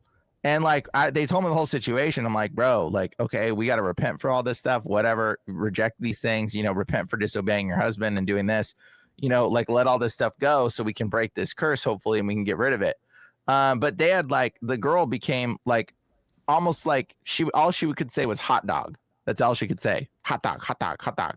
And it was like, not even there, but like the little girl didn't really talk. And then I sat her down and I said, listen, I said, I know you've got your family tricked.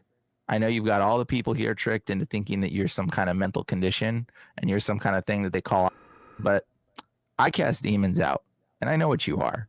I'm saying this to this little girl and she's like, and I said, I was like, I know what you are and I'm not tricked by this. And I said, and you're going to leave. And bro, the little girl looks at me and goes, I'm not leaving.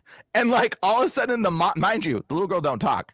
So the mom's like, what? Like she's like totally like, and the little girl licks her finger and draws a cross, an upside down cross on her forehead and stares at me and is like, bring it on, bro. It was like the most insane experience dealing with a child straight up that's nonverbal, starts talking to me and like is like, I'm not going anywhere. It was like, oh my gosh. So people think is like this condition that this child's brain is broke. Bro, I'm going to tell you right now, some of the stuff with ain't that. Okay, it ain't that. And some of it, they're listening to something and there is something influencing them even. Okay, so like I would even say there's some levels of that's really, really problematic. And I mean, it's not every case, but there's some people, your brain, yeah, sure, your brain's been damaged and you need healing and you need restoration. But some of it, bro, it's a whole nother thing. It's a whole nother level.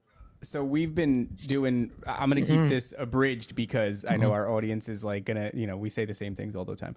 But effectively what I think is happening when it comes to the telepathy tapes is that they have created this nonverbal epidemic to create the ultimate dissociative identity disorder because your body is no longer cooperating with you, so you've become a bit of a prisoner in your own, and that could be because something else has control of you. But what you end up getting is telepathy, right, which is not anything new. In fact, it's probably what we were doing before the Tower of Babel. And so these kids, they always end up in touch with some sort of entities, and those entities are the same thing. The guy who was putting the frequency conducting material in the tooths. And then, well, he also was in contact with the Ennead, the 9. Yeah, we're filling in entire bingo cards on this one. Yeah, this is like greatest hits, Nephilim Death Squad's greatest hits. But he was in contact with the Ennead. So he's channeling spirits. They are the 9, the same 9 that ruled over Egypt, Set and Atun and all this other crap. And it's always the same kind of message too. And these kids in the telepathy tapes are telling you a very similar message. Even though they're nonverbal, they're telling it through, through guided typing or whatever it's called. And they're saying that we have to protect the earth and, we have to make sure that we take care of it. And every time somebody channels one of these entities, the ultimate thing is always the same thing. And it's what you get from like the Gates program too. And they put these kids in contact with like aliens, right? And the aliens always have the same message too. It's, there is a coming calamity and we have to avoid that and protect the earth, but we also have to ascend in some way, shape, or form. And then it just so happens that Elon Musk, who's everybody's favorite autist, who just patented or trademarked the words telepathy and telekinesis in association with Neuralink, the reason he wants to go to Mars is because he's worried of a coming disaster. We have to become a multi-planetary species because the Earth is going to be subjected to a polar shift. But these kids, the telepathy tape kids, I think it is kind of the fruition of that very program where we're putting metal in people's brains so they're obviously injured to the extent that their has made them nonverbal, which means you've got metal that's crossed the blood-brain barrier. They are conducting frequency. They are channeling entities. They can only communicate now telepathically. And I think it's like how do you make these kids the strongest channelers you possibly can? Shut down their physical function entirely. Don't allow them to rely on any physical sensation.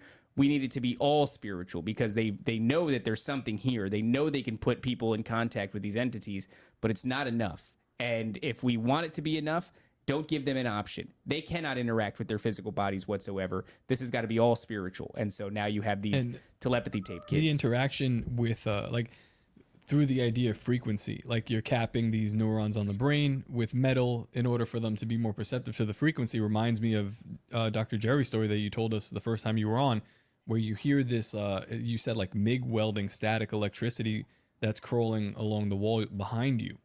That's like frequency. That's metal. Yeah. It's electricity, right? Like it's an odd, it's a crazy like overlap. It sounded like a arc welder. It sounded exactly like an arc welder. You know? That's like, that's like electricity manifesting in physical form, which would be similar to a frequency, which is just, it's the more you look at. I didn't see any sparks. I just heard it, and it hung around for, like more than a minute. I mean, it wasn't just a short blurb. It crossed my entire office and jumped into the trash can. Yeah, you weren't tuned correctly to hear it, but that guy was. You perceived it as crackling, like static crackling. You know what that's like? The guy like? perceived it as a voice, which it's is like when you catch a radio station like in between. Yeah. And it's like distorted and it's all crackly and everything. But if you go to the next radio frequency, then it's all clear.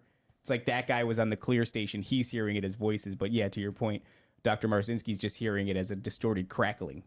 Well, you know, now that you said that, I called him in, I think 3 or 4 months later, and I asked him, I said, what was that? And I said, did you hear it? And he said, yeah, I heard it, but I'm surprised you did. Which, thank God, because somebody else heard it. I wasn't, because I was thinking I was going nuts because I had 1 foot in each world. Yeah. And it was like there was nobody I could talk to. I wish Bryan would have been around at that point. But yeah, there was nobody I could talk to. And when I asked him, what was that? He said, that was them. And I said, them who? The voices? And he said, yeah, those were the voices.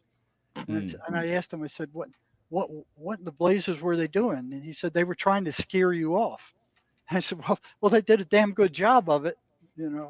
Yeah, it's interesting that he refers to him as them too, because it's this concept of legion, being many, continually pops up. Dr. Jerry, I wanted to ask you before I forget, because this show is fascinating, but we had an email from a listener, said that he heard you mention one thing one time and never anywhere else. So I'm like, well, why not twice on this show?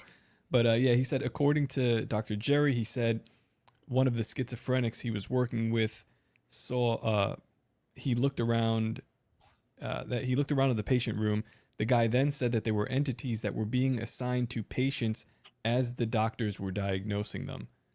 Is this a story you recall, or can you like? Oh yeah, I remember that one well. It's a little different from what he says, but I know which one he's talking about. This happened at one of the major hospital emergency rooms when I was working psych crisis. Okay. And I come on to shift, and off to the left, we had the psych office with, here's all these computers lined up in there. And it was a sealed off, locked office where we could go in there and pull up the records of all these psych patients and then bring them into these interview rooms that had video, but no audio. Okay. So as I'm coming into work that day, here's this young woman dancing around the middle of the psych annex doing these karate moves, punching and kicking and all this kind of stuff. And, I looked at that and I go, oh, that's interesting, And, I walk into the psych annex office and the psych nurse says, you need to evaluate her quickly. She came in voluntarily and she wants to leave. And it's clear that she's not in good shape to leave. So I look up her record, and she'd been there before. She was schizophrenic, and I pull her in, and she's kind of agitated, and I ask her if she's hearing voices, and she goes, yeah, I'm hearing voices. And one of the things I was trying to do it because in the emergency rooms, they don't want the psych people working with people in the emergency room. They want you to get them out of there. So that's your job. That's what they're paying you for, is to get them out of there. They don't want you counseling them or talking to them or doing anything other than doing the psychiatric evaluation and making a recommendation to the doctor as to what to do with them. Either send them out, send them with their parents, send them into the psych hospital, send them to a mental health center. Just get them out of there. And that was their main priority. And I thought for months, like, okay, what can I tell these people that might give them half a chance to fight off these voices in the short amount of time I have with them? And there were two things. Is one, the voices aren't you. They're coming from somewhere else. They're not you. Even though they sound like your internal dialogue, even though they sound like you, they're not you. Their intent is different. Their motivation is different, you know. And secondly, is that they're energetic parasites. You know, they will drain your energy, and you can feel that, you know, after they come. And I did some research on that, and that turned out to be statistically significant. After the voices attack, the energy level of the person is way down, and it's a one-to-one correspondence. So it was those two things, right? So I bring her in. She's telling me, talking to me a little bit. And she says, I never saw more entities than I ever saw in the medical part of the emergency room. So this is where, see, I was in the psychiatrics, and that was psych stuff. And then right on the other side is the medical stuff, where they're dealing with people who are all beat up or broken bones and that kind of stuff. And she said, I never saw more entities than ever I saw in the emergency room where I just come from. And I said, oh yeah, well, what did you see? She said, I saw them. They were all over the place in the emergency room. And she said, I watched a doctor who was giving a patient a diagnosis. And she said, as he was giving this person the diagnosis, she said she saw black frogs flying out of his mouth and entering the patient. And then she looked up at me and she said, if the patient believes what he said, she will get whatever disease that he was talking Bro, about. I gotta say something about this. That's crazy. That's what I was thinking. That stuck in my mind, you know. Bro. And it went on from there. Go ahead, Brian. I gotta, dude. Okay, so like I've experienced this several times, and I will tell you right now, I was told that the demons hang out at two places. They hang out at hospitals and they hang out in churches. Those are the two places where the demons like to hang out. And it's like they hang out around the churches because that's where the people are the most vulnerable. And they're the really powerful ones will hang out there. And so like they'll hang out in hospitals. And so people think you go to a church and you're like going to get rid of the stuff. But really, a lot of times you'll pick up other things when people are vulnerable. And it's different kinds of ones. They're more powerful ones that hang out in churches. They're not like the weak ones. The weak ones will go out in bars and stuff. But the ones that are really strong, it's like going to a church is like going to the gym for them. It's like literally like they're pumping iron, like learning how to evaluate this person's psyche and take advantage of it and control it. But like, dude, and I've dealt with people that have literally gone into the hospital for another condition and they came out with a totally different sickness. Yep. Because they and it happens all the time. The word doctor, I think it's doctor means to agree, actually. And so it's like, I think it's Latin in doctor. And so like, it's kind of fitting that we call them doctors. It means to agree. So like when you are coming into agreement with this kind of sickness or diagnosis, acknowledgement, okay? Death acknowledgement is what you're saying. Agnosis is literally you're coming to this agreement. It's allowing the entities to rest on you, to sit in you, to come into you. So like I teach people all the time, do not receive any negative thing. I have to constantly pray with people when they're like, I was told this by a doctor. I'm like, do you have the paper? I'm like, rip it up. Rip up the paper right now and renounce it. And I had to tell people to do this. And bro, they get healed and the sickness leaves when they come out of agreement with the understanding that whatever they were told they had has to exist. It has to be That's there. so crazy. You know, Go ahead. Yeah, I need to finish that story. Yeah. Oh, please do. That's only the tip of it. Okay, So- all right. Yeah, we'll save our interruptions for later on. Please Okay. continue. So I'm continuing with her, Mhm. and you know, she was calming down, and she started telling me about her daughter, um, and her daughter had been sexually molested. Okay, and she had been sexually molested. So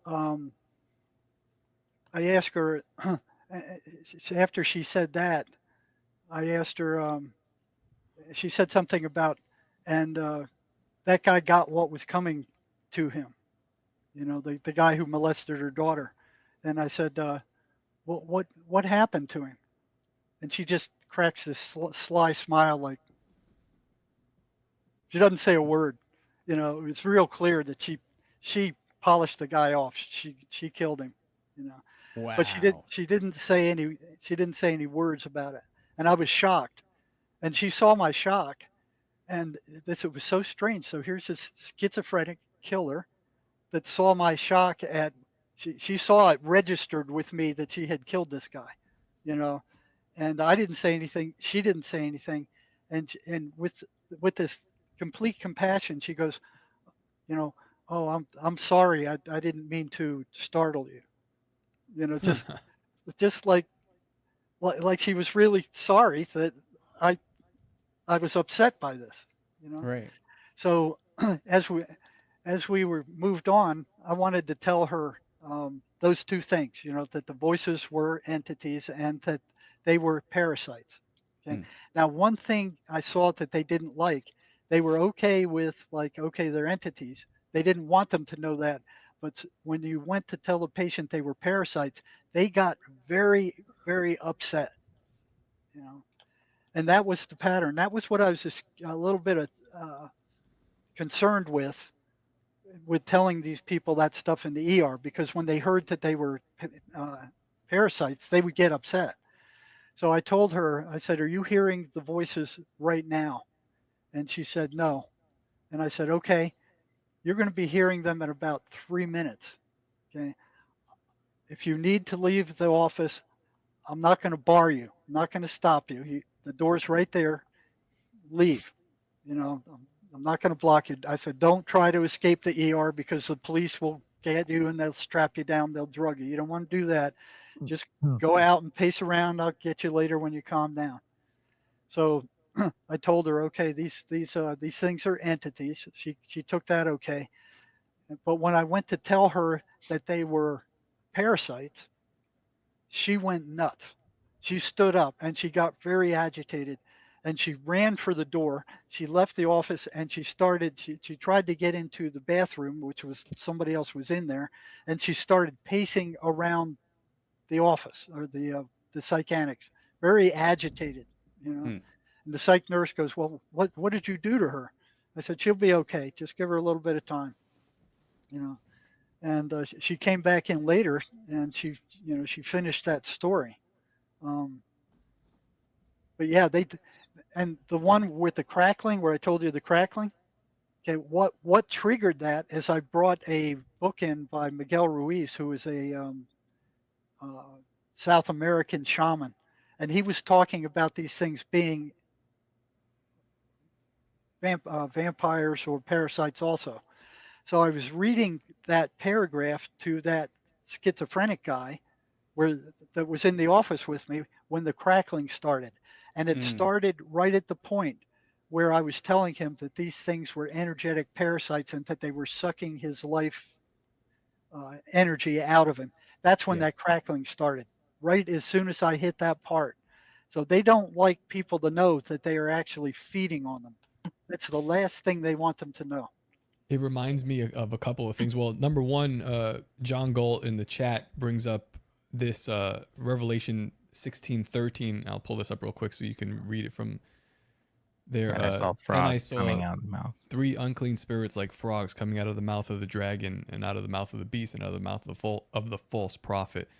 Interesting that it ties back biblically, but the curse from God to the snake, the serpent, is that he'll have to crawl on his belly and he'll have to eat dirt for the rest of his days on earth.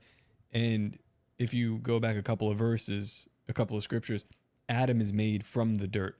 So the curse is that entity, whatever that is, maybe the offspring of that or his ilk, have to consume in a vampiric way. Like the vampire has to have the blood, or that's the allegory. It has to have the blood to continue into his eternal life. Right, but what's in the blood? The life is in the blood. Right. So when you're talking about sapping life force from an individual. So it's like when you're saying that, you're touching on this weird, I guess you'd call it esoteric, because it's like this occult knowledge of their existence, of what they are. It's like you look at Dracula and the vampires.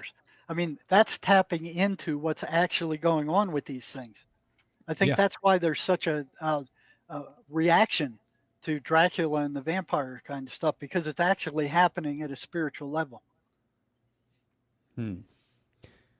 I think that is unbelievably true, and might be why I had that thing stop.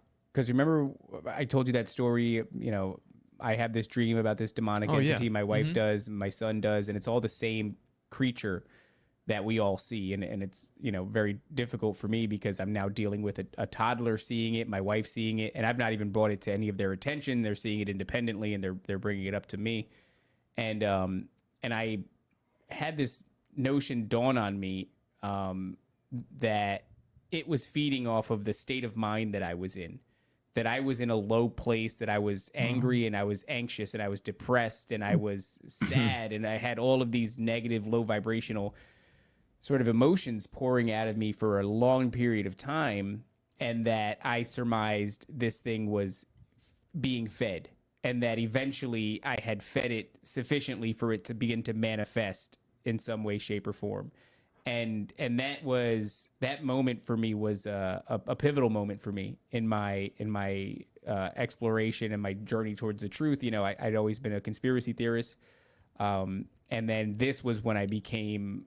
It wasn't like I became a Christian all at once. It was like, okay, there's something about the Bible, there's something about Jesus Christ, and I finally turned that corner and took what was previously years of research into like the occult and the esoteric, and a dismissal of Christianity. And I finally stopped the dismissal angle. And looking back now, I guess that would have probably been like 5 years ago or something like that, or 4 years ago. That was the turning point. It was a pivotal moment that led to like everything that we've built here today. And it was a realization that I was being fed upon by something, and that my only recourse was spiritual. And that was for the first time in my life that I ever prayed pretty desperately in the name of Jesus Christ to stop this thing from oppressing myself and oppressing my family. And that just keeps coming up, man. Like parasites, parasitic relationships, vampirism, the way that these things engage with us. And every time I think that I have it figured out too, by the way, where I go like vampirism is a euphemism or a metaphor, I'm like also not too sure about that. I think there are things that exist in a very physical way. I think the vampire story is a way for like our ancestors to tell us this story. I don't know, because I think something showed up to New Orleans on the Demeter, but yeah, maybe that's neither here nor there. But this thing that we're all orbiting, it's the nature of what these entities are. And it seems like if you can figure that out, if people, you talk about the way the medical industry just says you're broken. You have no agency. But if you can be cued into the fact that what is happening to you is indeed happening to you and not happening like in you or in spite of you or in spite of some broken mechanism within you, then you have that agency. And if you realize something is parasitic, it has a parasitic relationship with you, then you have a chance after you identify it to shuck it off. Yeah. And that is the huge thing that they have a problem with. That's why they don't want you interfering with their way of life. What is their way of life? It is that of a parasite. And as soon as anybody realizes that they got something sucking on them, that's one step closer to them peeling it off, and that's That's the end right. of it. That's exactly right. You have to split it off because the voices want them to believe that what they're hearing is actually who they are. Mm-hmm. You know, and Mm-hmm. I've had several prisoners ask these voices, "Who are you? What are you?" And they would say, "We are you." Yeah. If Mm-hmm. they believe Liars. that, they're gone. And that's what psychiatry is doing. You got a busted brain that you can't do anything about. The voices you're hearing are hallucinations due to this fake that Eli Lilly made up back in the 60s, and they're pushing all this to make money. And Yeah. here's all these millions of people are suffering from this, and they're putting out this deceptive lies to feed their own pocketbooks. Yep, that's it. It's a big industry, and it's my wife and I were talking about that today. It was like, people suspect that can be cured, but it's not because it's a tremendous industry. The maintenance of it keeps the money coming in, and that's what it's all predicated off of now. It's just profits over people, but even that's reductive. It's demonic. It's parasitic. It is the gigantic system sort of representation of this dark spiritual adversary of ours that it's manifested as a big white building that, like, don't get me wrong, the emergency aspect, like we were talking with I think it was Matt on the Book of Daniel, or maybe it was Topher, whoever we were talking to. It was this idea of like the emergency aspect is huge. If I break my arm, Oh, Ben Rawl. was that Ben? That was Ben. That's right. Yeah, listen, my wife worked in the ER, so it's like you need that. Yeah. Stuff happens, but If I got a hole that's bleeding, I'd like it to be plugged, yeah. and stitched up. But we've taken that and we've expanded it, and we've taken a good thing and had some demonic force leverage it, and now it's our it's like our warden. It keeps us pressed down and sedated. Yeah, the psychiatric wants you to believe that schizophrenia and mental illness is due to some biochemical something, Yeah. and spirit is never ever mentioned. Mhm. And in all the what was it, 8 years of higher Mhm. education in psychology and counseling that I've had, spirit wasn't mentioned even once. It Yeah. was like the Gobi Desert of spirituality. Yeah. You know, it's like, no, you and don't even mention it. I was kind of shocked one day when one of the patients told a psychiatrist uh, that I was asking questions about his voices, and he was upset. So he went and told the psychiatrist. I ended up in that guy's office the next morning with him ordering me not to ask any questions about the voices because they were hallucinations, and what I was doing Mhm. was reinforcing the hallucination and making the patient worse. And And that's part of the agenda, because that man that was telling you that order was also being influenced by the voices, whether he realized it or not. Yeah. That was just the voices influencing that man to tell him to basically stop digging into this. It's Yeah. remarkable, though, because you look around at the industry and it's pretty obvious, even to the employees, like, we're failing these people. We haven't figured out. Yeah. But also, we figured it all out, and there's no reason for you to start trying new methods of healing people. Like, it's a ridiculous notion. It could clearly, there's still more ground to be gained. There's still more to learn. You have not solved the problem, but don't you dare step out of the boundaries of how we're supposed to address it, because we've already figured that part out. Like, yeah, right. And if you do, you're a quack. Yeah. And Yeah. and honestly, like, there's like, the thing is, like, when you test these things with certain, like, Jerry, like, telling it's a parasite, or calling on the name of Jesus, or commanding it like it is such, like, you tell it, like, when I speak to him, I understand spiritual authority. So when I speak, I don't go off of like whatever the narrative is. Like, I'll look at the person, I'll be like, okay, like, that's cool. You've been told that you've been sick. And I was like, great. I'm like, well, let's test that. And then, like, when I speak and I test it, like, there's reactions. And it's kind of interesting, because once you walk into this reality, it's like you've stepped out of the Matrix. It's literally, like, the best way to describe it is like stepping out of the Matrix. Because right now, like Jerry, like, when me and Jerry both, I'm sure, had a similar experience of, like, when you come to that realization, like, this is real. It's hidden from you. It is hiding from everyone watching right now. You are being hidden from this reality until you step out, until you try to test it.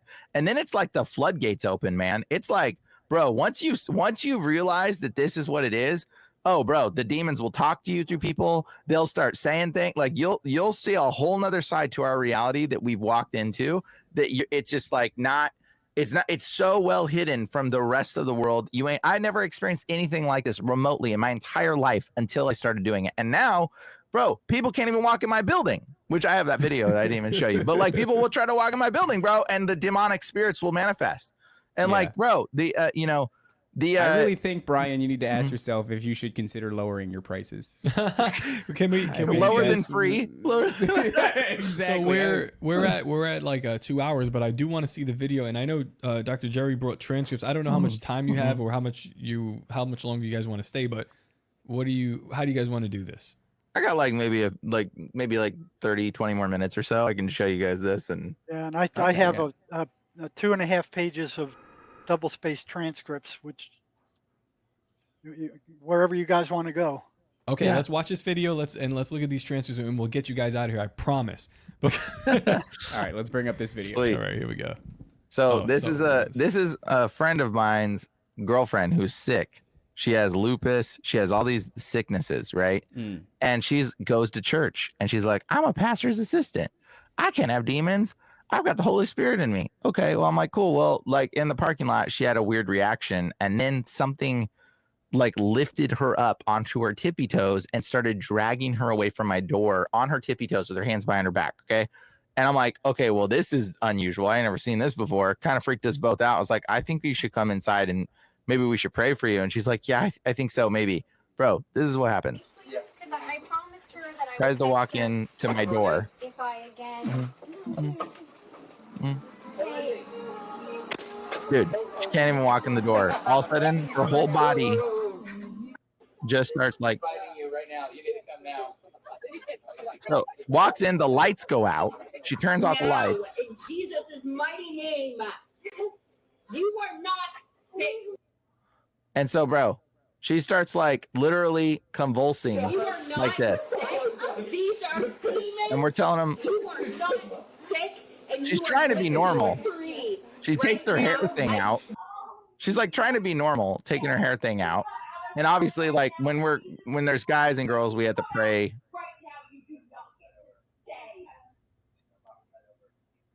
And so like this whole thing just starts like her whole body starts convulsing. What's and then this guy right doing here in the corner. Well, initially he was like getting up, and then Well, he was I like, told he's guess the you told him, boyfriend. like, read the So Bible. I told him not to watch. So he's like just reading the Bible app on his phone. Mind you, like the Yeah, spirit. because he was getting up and he was like unsure, like he was concerned with her because she looks like she's having a stroke. Oh yeah, for sure. But I'm like, bro, don't interfere. I'm like, do not interfere, dude, because it's not gonna be good for you. And then the demon acts like it's gone. Right now, here's where it gets real interesting. And she's like, oh, I'm okay, but I can hear in the spirit. And she's like, I'm fine, okay. And then she's like, oh well, I'm like, say I'm whole, I'm well, I'm healed in the name of Jesus. She's like, I can say that. I'm like, well, then say it. She's like, I'm whole, I'm well, I'm healed. I'm like, in the name of Jesus, bro. That's her trying to say in the name of Jesus. She goes, I'm whole, I'm well, I'm healed. Like, bro. Yeah, her they whole don't want to body- say Jesus. No, don't want to say it. I say it. I'm like, say it in the name of Jesus. Say it. You say you're healed and fine. Say it. Watch this, bro. This is where it gets real nuts. And then all of a sudden, her whole body, bro, and it starts moving unnaturally. I'm like, she said she can prophesy. I'm like, let her prophesy it over herself.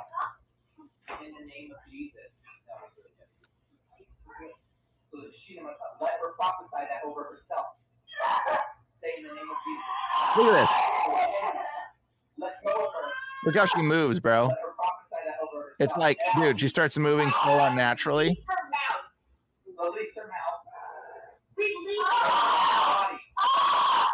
Dude, it's mind you, I spill water there. Now, the thing talks through her mouth right here. But on the camera, you can't hear it talking. But on person, we all heard it talking. But on the camera, her mouth's moving. You can see her going like, la, la, la. It's like saying, I'm gonna you and your whole family, speaking through her mouth. But the camera won't pick it up. The camera don't pick this up. And so because it's almost like, I think what we're all hearing is psychological in our head, or it's spiritual. It's spiritual. So even though her mouth is moving, you can't film this kind of stuff half the time. Like telepathy. I've tried to film it. Say what? You're hearing her telepathically is what you're saying? I guess. I don't know, honestly, because it won't come up on cameras. I've tried to film it on cameras several times, and all you can ever get is like screams. But you won't get the spirits when they speak out the mouth of the person half the time. Unless the demon wants them to speak. But like, and then right here, we're praying. And then finally she says, in the name of Jesus. She says it.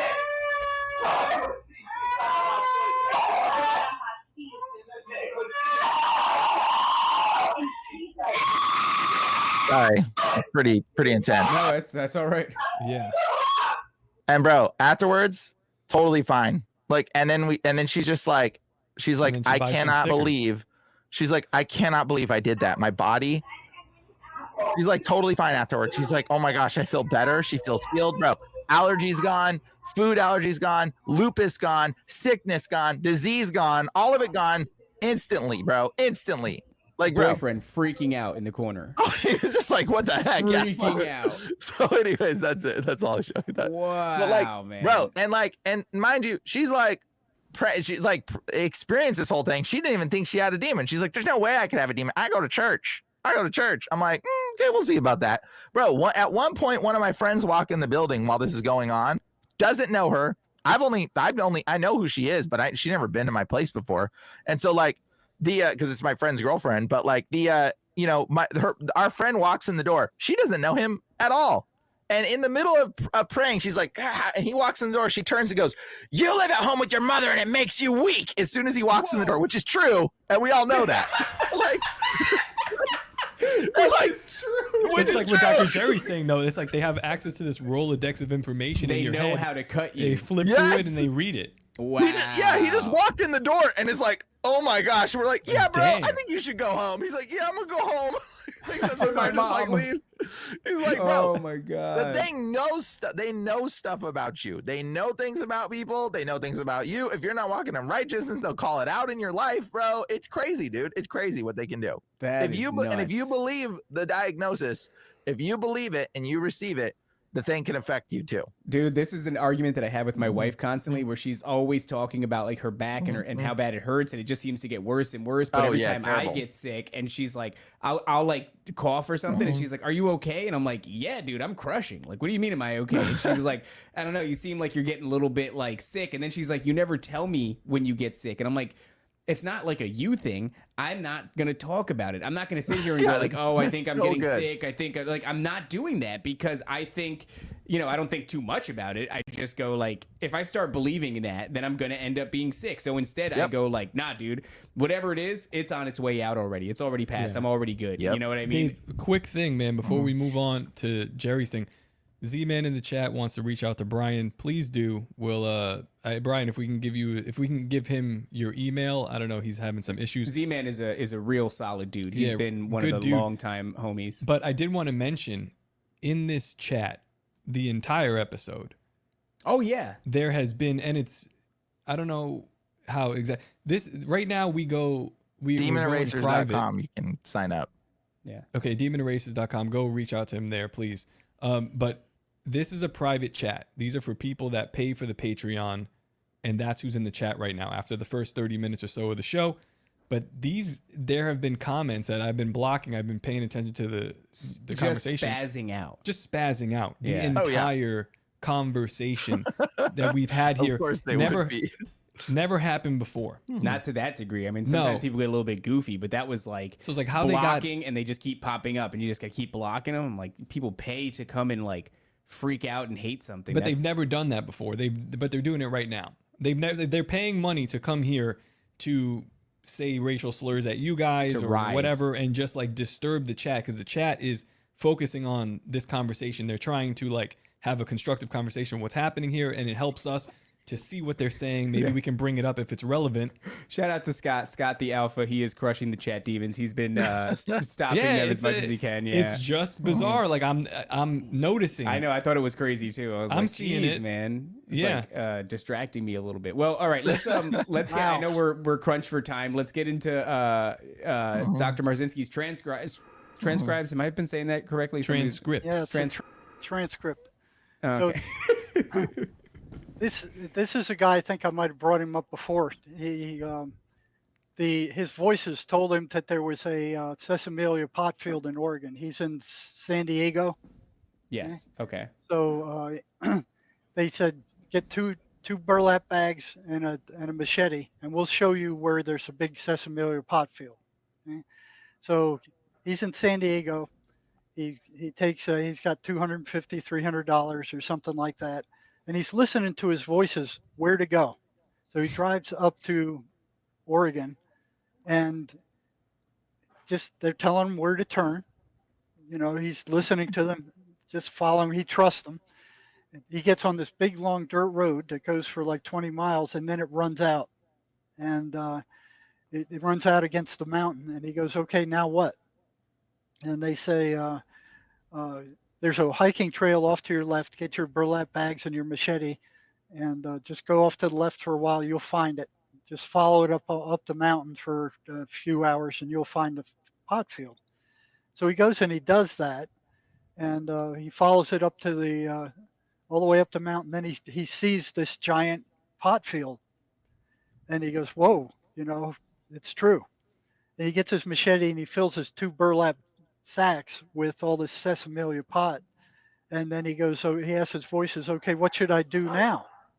And they said, "We know where there's a park where you can sell it." Okay? So the voices show him where it's a national park, show him where this park is. And he starts selling this sesamolia pot, and he makes a lot of money. And he bought all the prostitutes he could handle. He brought all the cocaine he could handle. He bought all the alcohol he could handle. And he was having the life of Riley. And then the voices said they wanted to go fishing. And at that point, I went, "Yo, come on, you're pulling my leg now." He goes, "No, they wanted to go fishing. They were fishermen."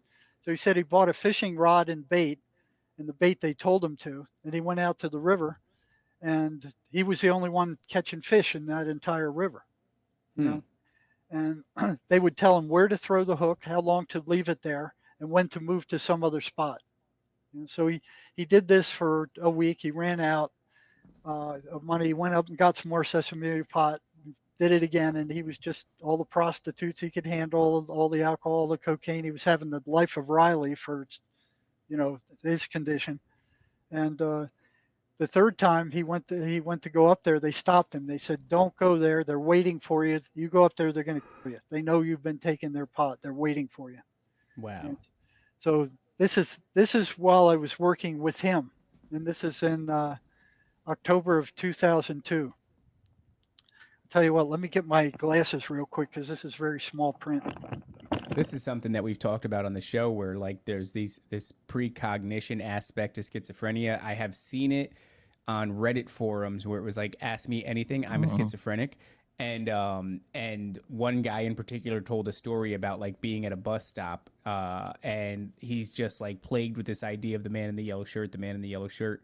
Long story short, bus finally pulls up, he gets on, it travels for a few stops, he's still hitting this man with the yellow shirt. All of a sudden, guy gets on, man with the yellow shirt sits directly shoulder to shoulder against him. And it's like innocuous stuff like that, right? But he was talking about how it did that with a bunch of different stuff. Just little things. Sometimes it was significant, sometimes it was insignificant, but the voices seemed to know what was about to happen. They weren't where I thought I left them. That's all right. Okay, so here, this is the transcript. It says, "Inmate comes to the unit from another prison unit with a diagnosis of psychosis. All right. When I called him in, he appeared to be nervous. It was clear that life had been beating him down and he looked haggard. He was thin and hesitant to speak. I asked if he was on psych meds. He said he was, but it was a place to start."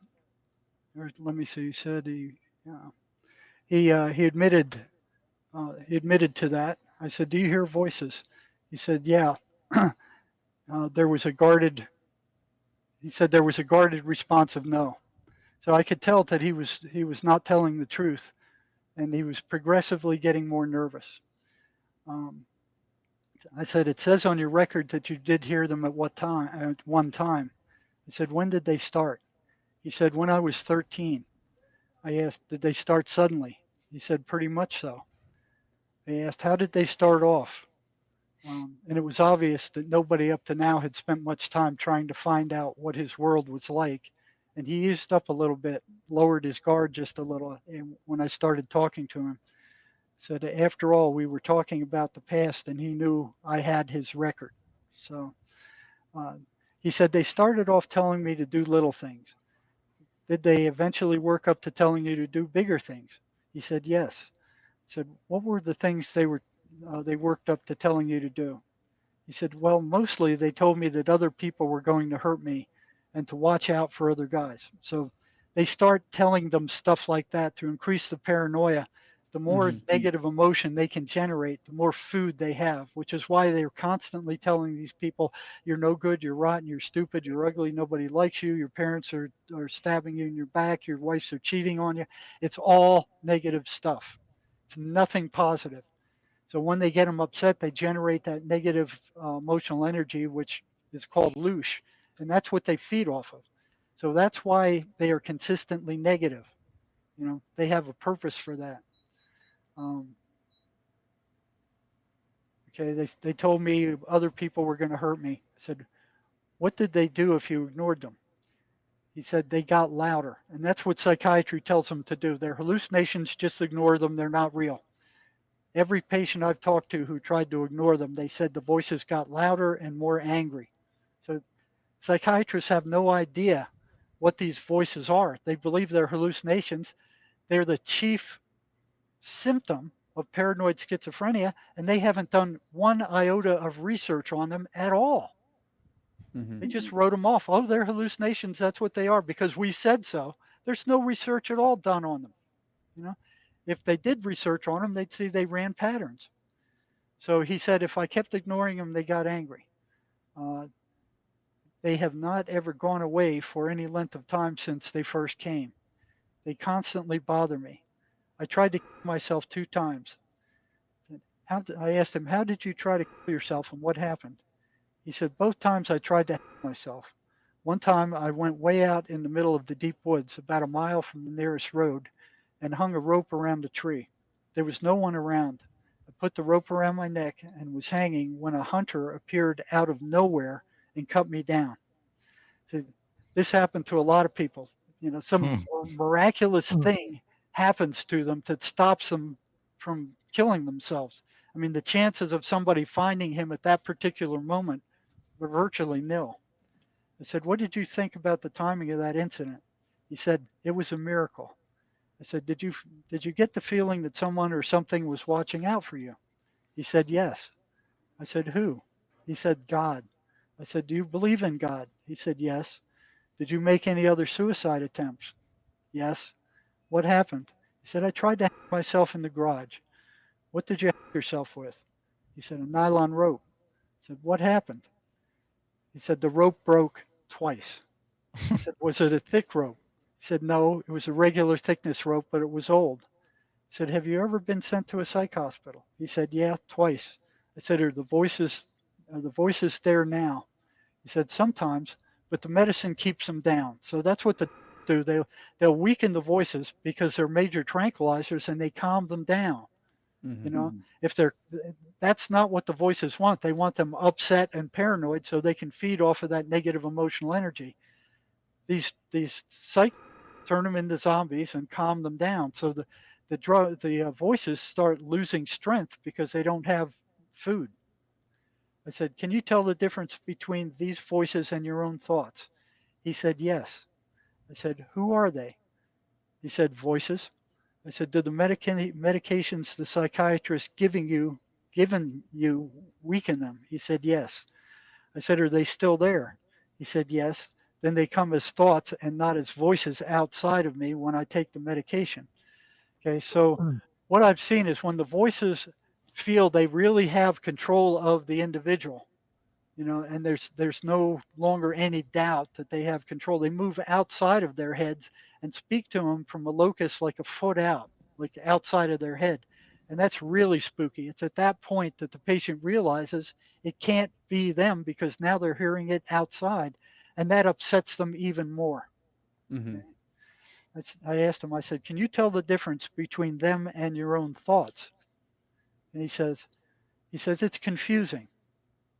I said, what do they tell you and what do they tell you when you're on your meds and they are not coming from outside of your head? He said, they tell me that people are out to get me and that those people want to hurt me. I said, and when you are off your meds and you listen to what they are telling you to do, how do they behave when you do something they tell you to do and you got in trouble for it? He said, they laugh at me. They tell me I'm stupid. They like it. I wrote that this is real common with schizophrenics. The voices tell them to do something stupid. They get in trouble for it.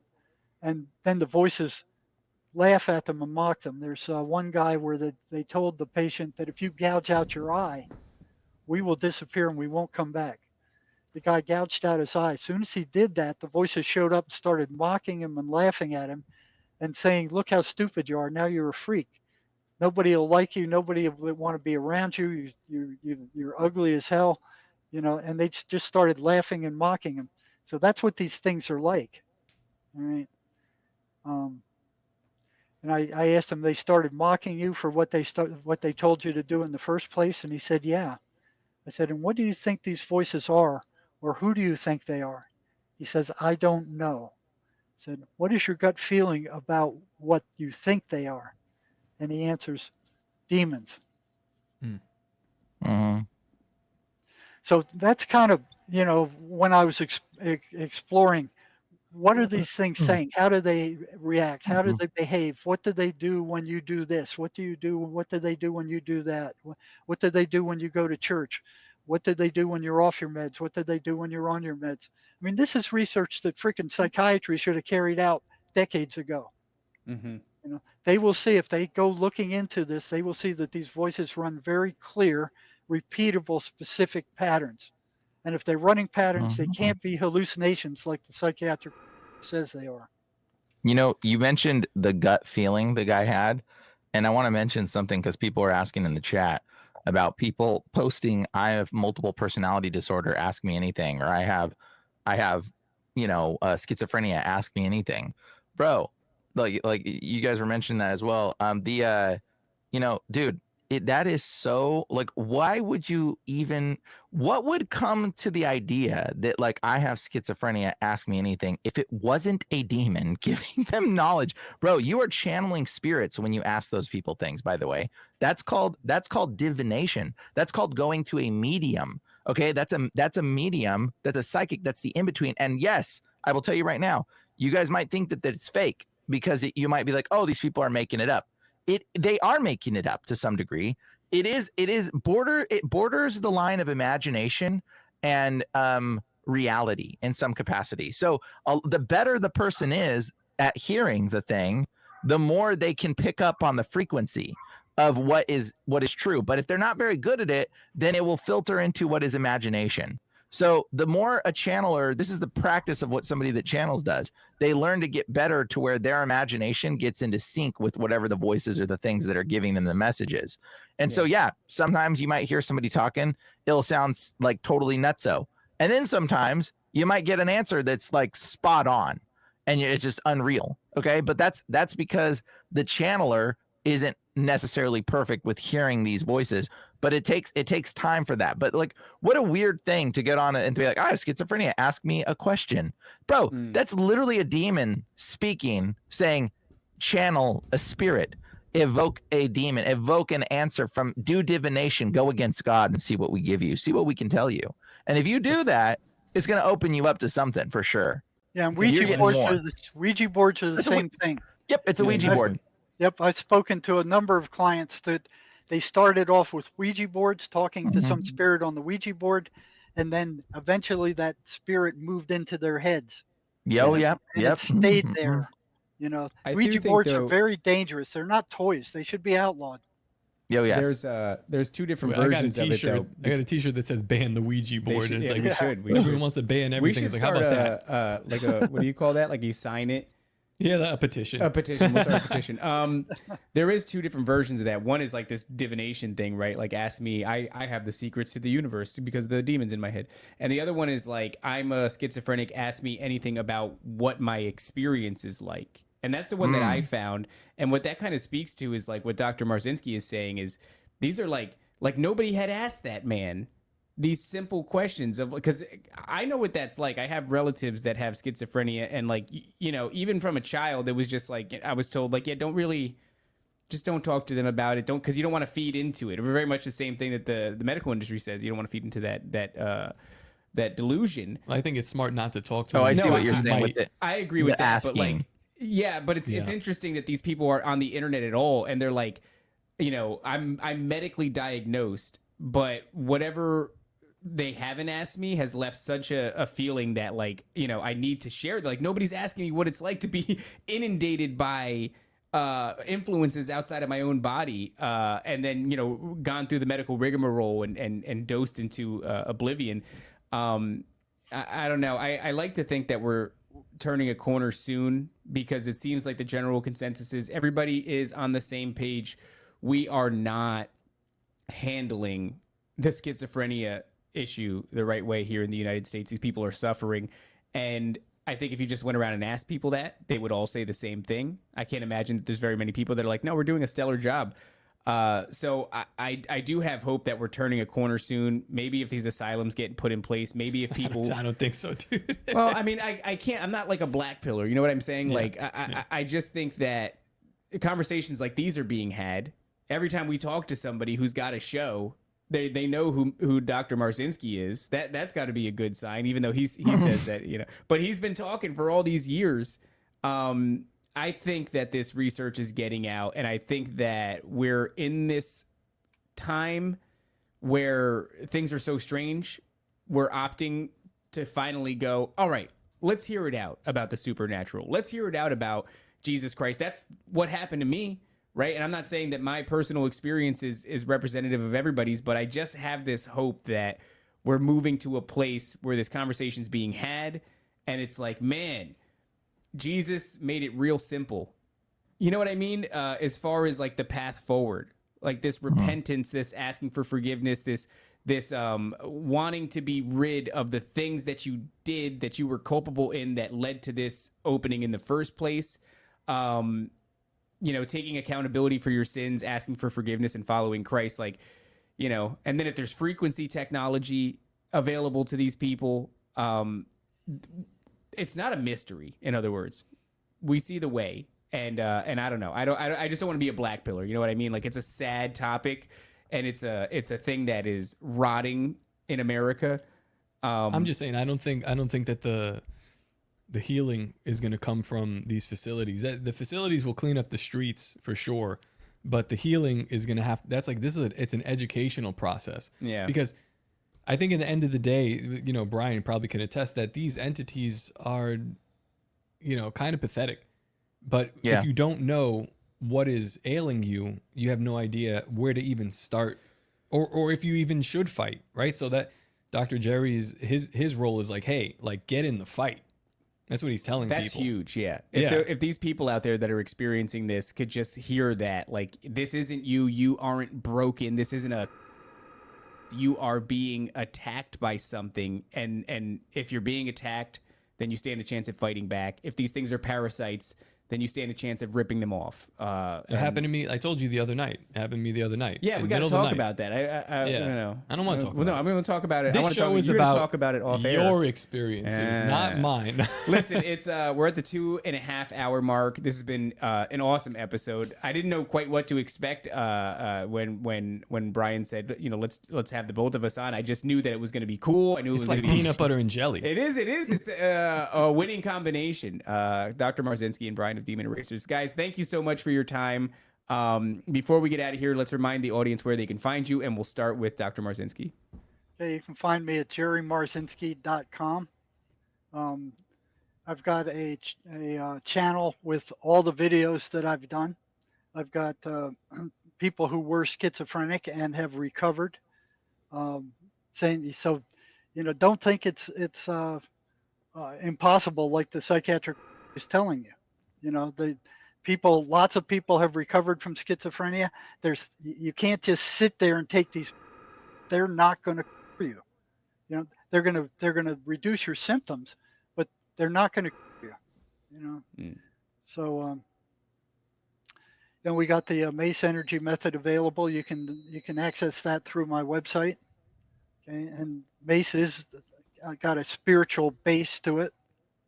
Kind of like Bryan's work. It doesn't work without that spiritual part. Okay?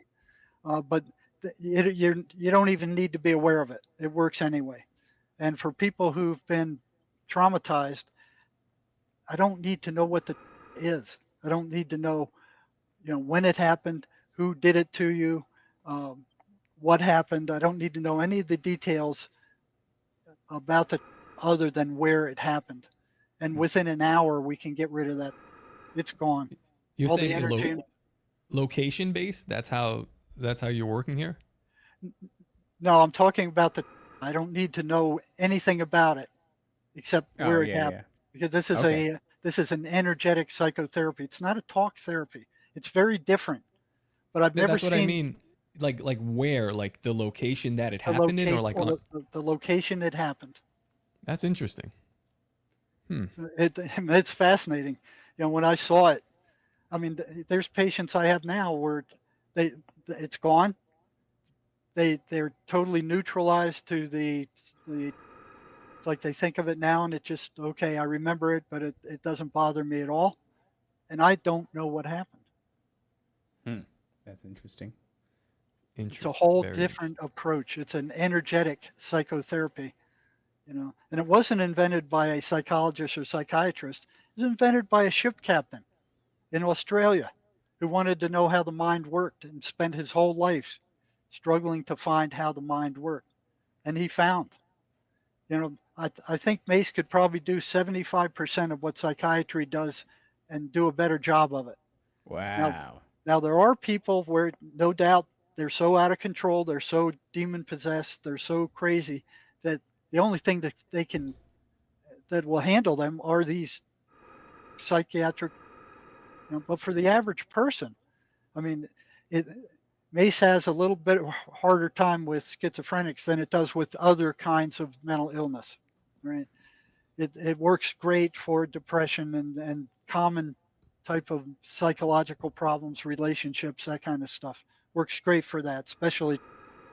There's a little more time, a little more trouble with schizophrenics depending on how far gone they are. Okay? But it will remove the negative feelings and the negative self-concepts that these entities feed off of. So even if it doesn't get rid of them, it will take a big chunk of the food that they feed off of and destroy it, so they don't have access to it anymore. Yeah, I think it's the upcoming thing. I mean, this is cutting edge stuff. It's interesting. There's different methods for different things. Like Jesus said, these ones can be cast out, but these ones you need to fast. It's like there's different methods for whatever specific type of entity. But Bryan, let these people know where they can find your work, where they can find you at.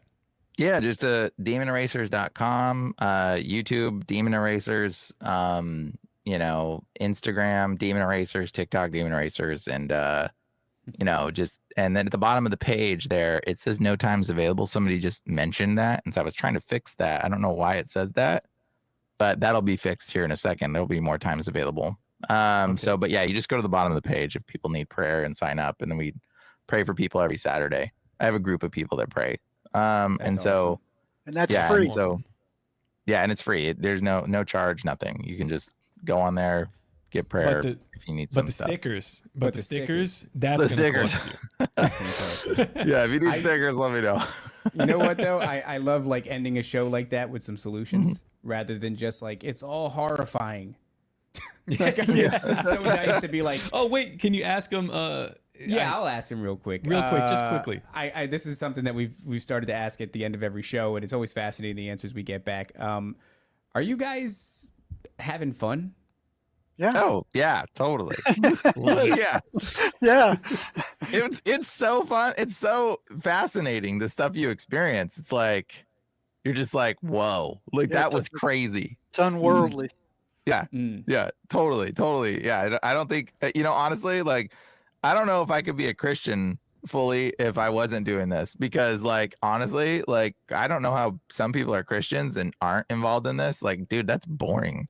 Like, it's like, bro, when you start doing this, is like you realize how like amazing it is, like the power of God, and you see miracles, you see people getting healed, and you're just like, Yeah. it's so rewarding when you know that you can heal people. Oh, it's like nothing else. It's like wow, like It's a reward in itself. yeah, to watch people get free from stuff, bro. Yeah. Dude, that's gotta be. I prayed huge. for like a 10-year-old, not even like a few weeks ago or whatever, and like the 10-year-old got completely healed from a sickness that they were going in and out of hospitals their whole life. They were so profoundly healed. Like their people got on the call just to tell me thank you. Their grandparents did. They were just like, we don't even know what you do, but like whatever you do, they're just like, wow, like it's so cool to see people get healed and delivered from this stuff, man. It's phenomenal. I love it. So yeah. Remember, Brian, you got to tell them that's God, man. That's God. That's right. Oh, it's all God. All It's God. totally 100%. It's nothing that I do. So like when people say thank you, I'm always like, thank the Lord. Don't thank me. Like, but like it's so cool still just to be a part of it. Yeah. You know? Yeah. To see it, to be. I mean, yeah. Otherwise, what's the alternative? A gray, monotonous 9 to 5 in a box. Faith without works. That's what it is. Yeah. But all right, guys, thank you so much for your time, and thank you for everybody listening. I hope you guys get something out of this. We're gonna get out of here now. But until next time, don't forget to obey, submit, and don't listen to the voices in your head. Yeah. Don't do that. Don't do that. Goodbye. The greatest hypnotist on planet Earth is a oblong box in the corner of the room. It is constantly telling us what to believe is real. You can persuade them that what they see with their eyes is what there is to see. You can't. Because they'll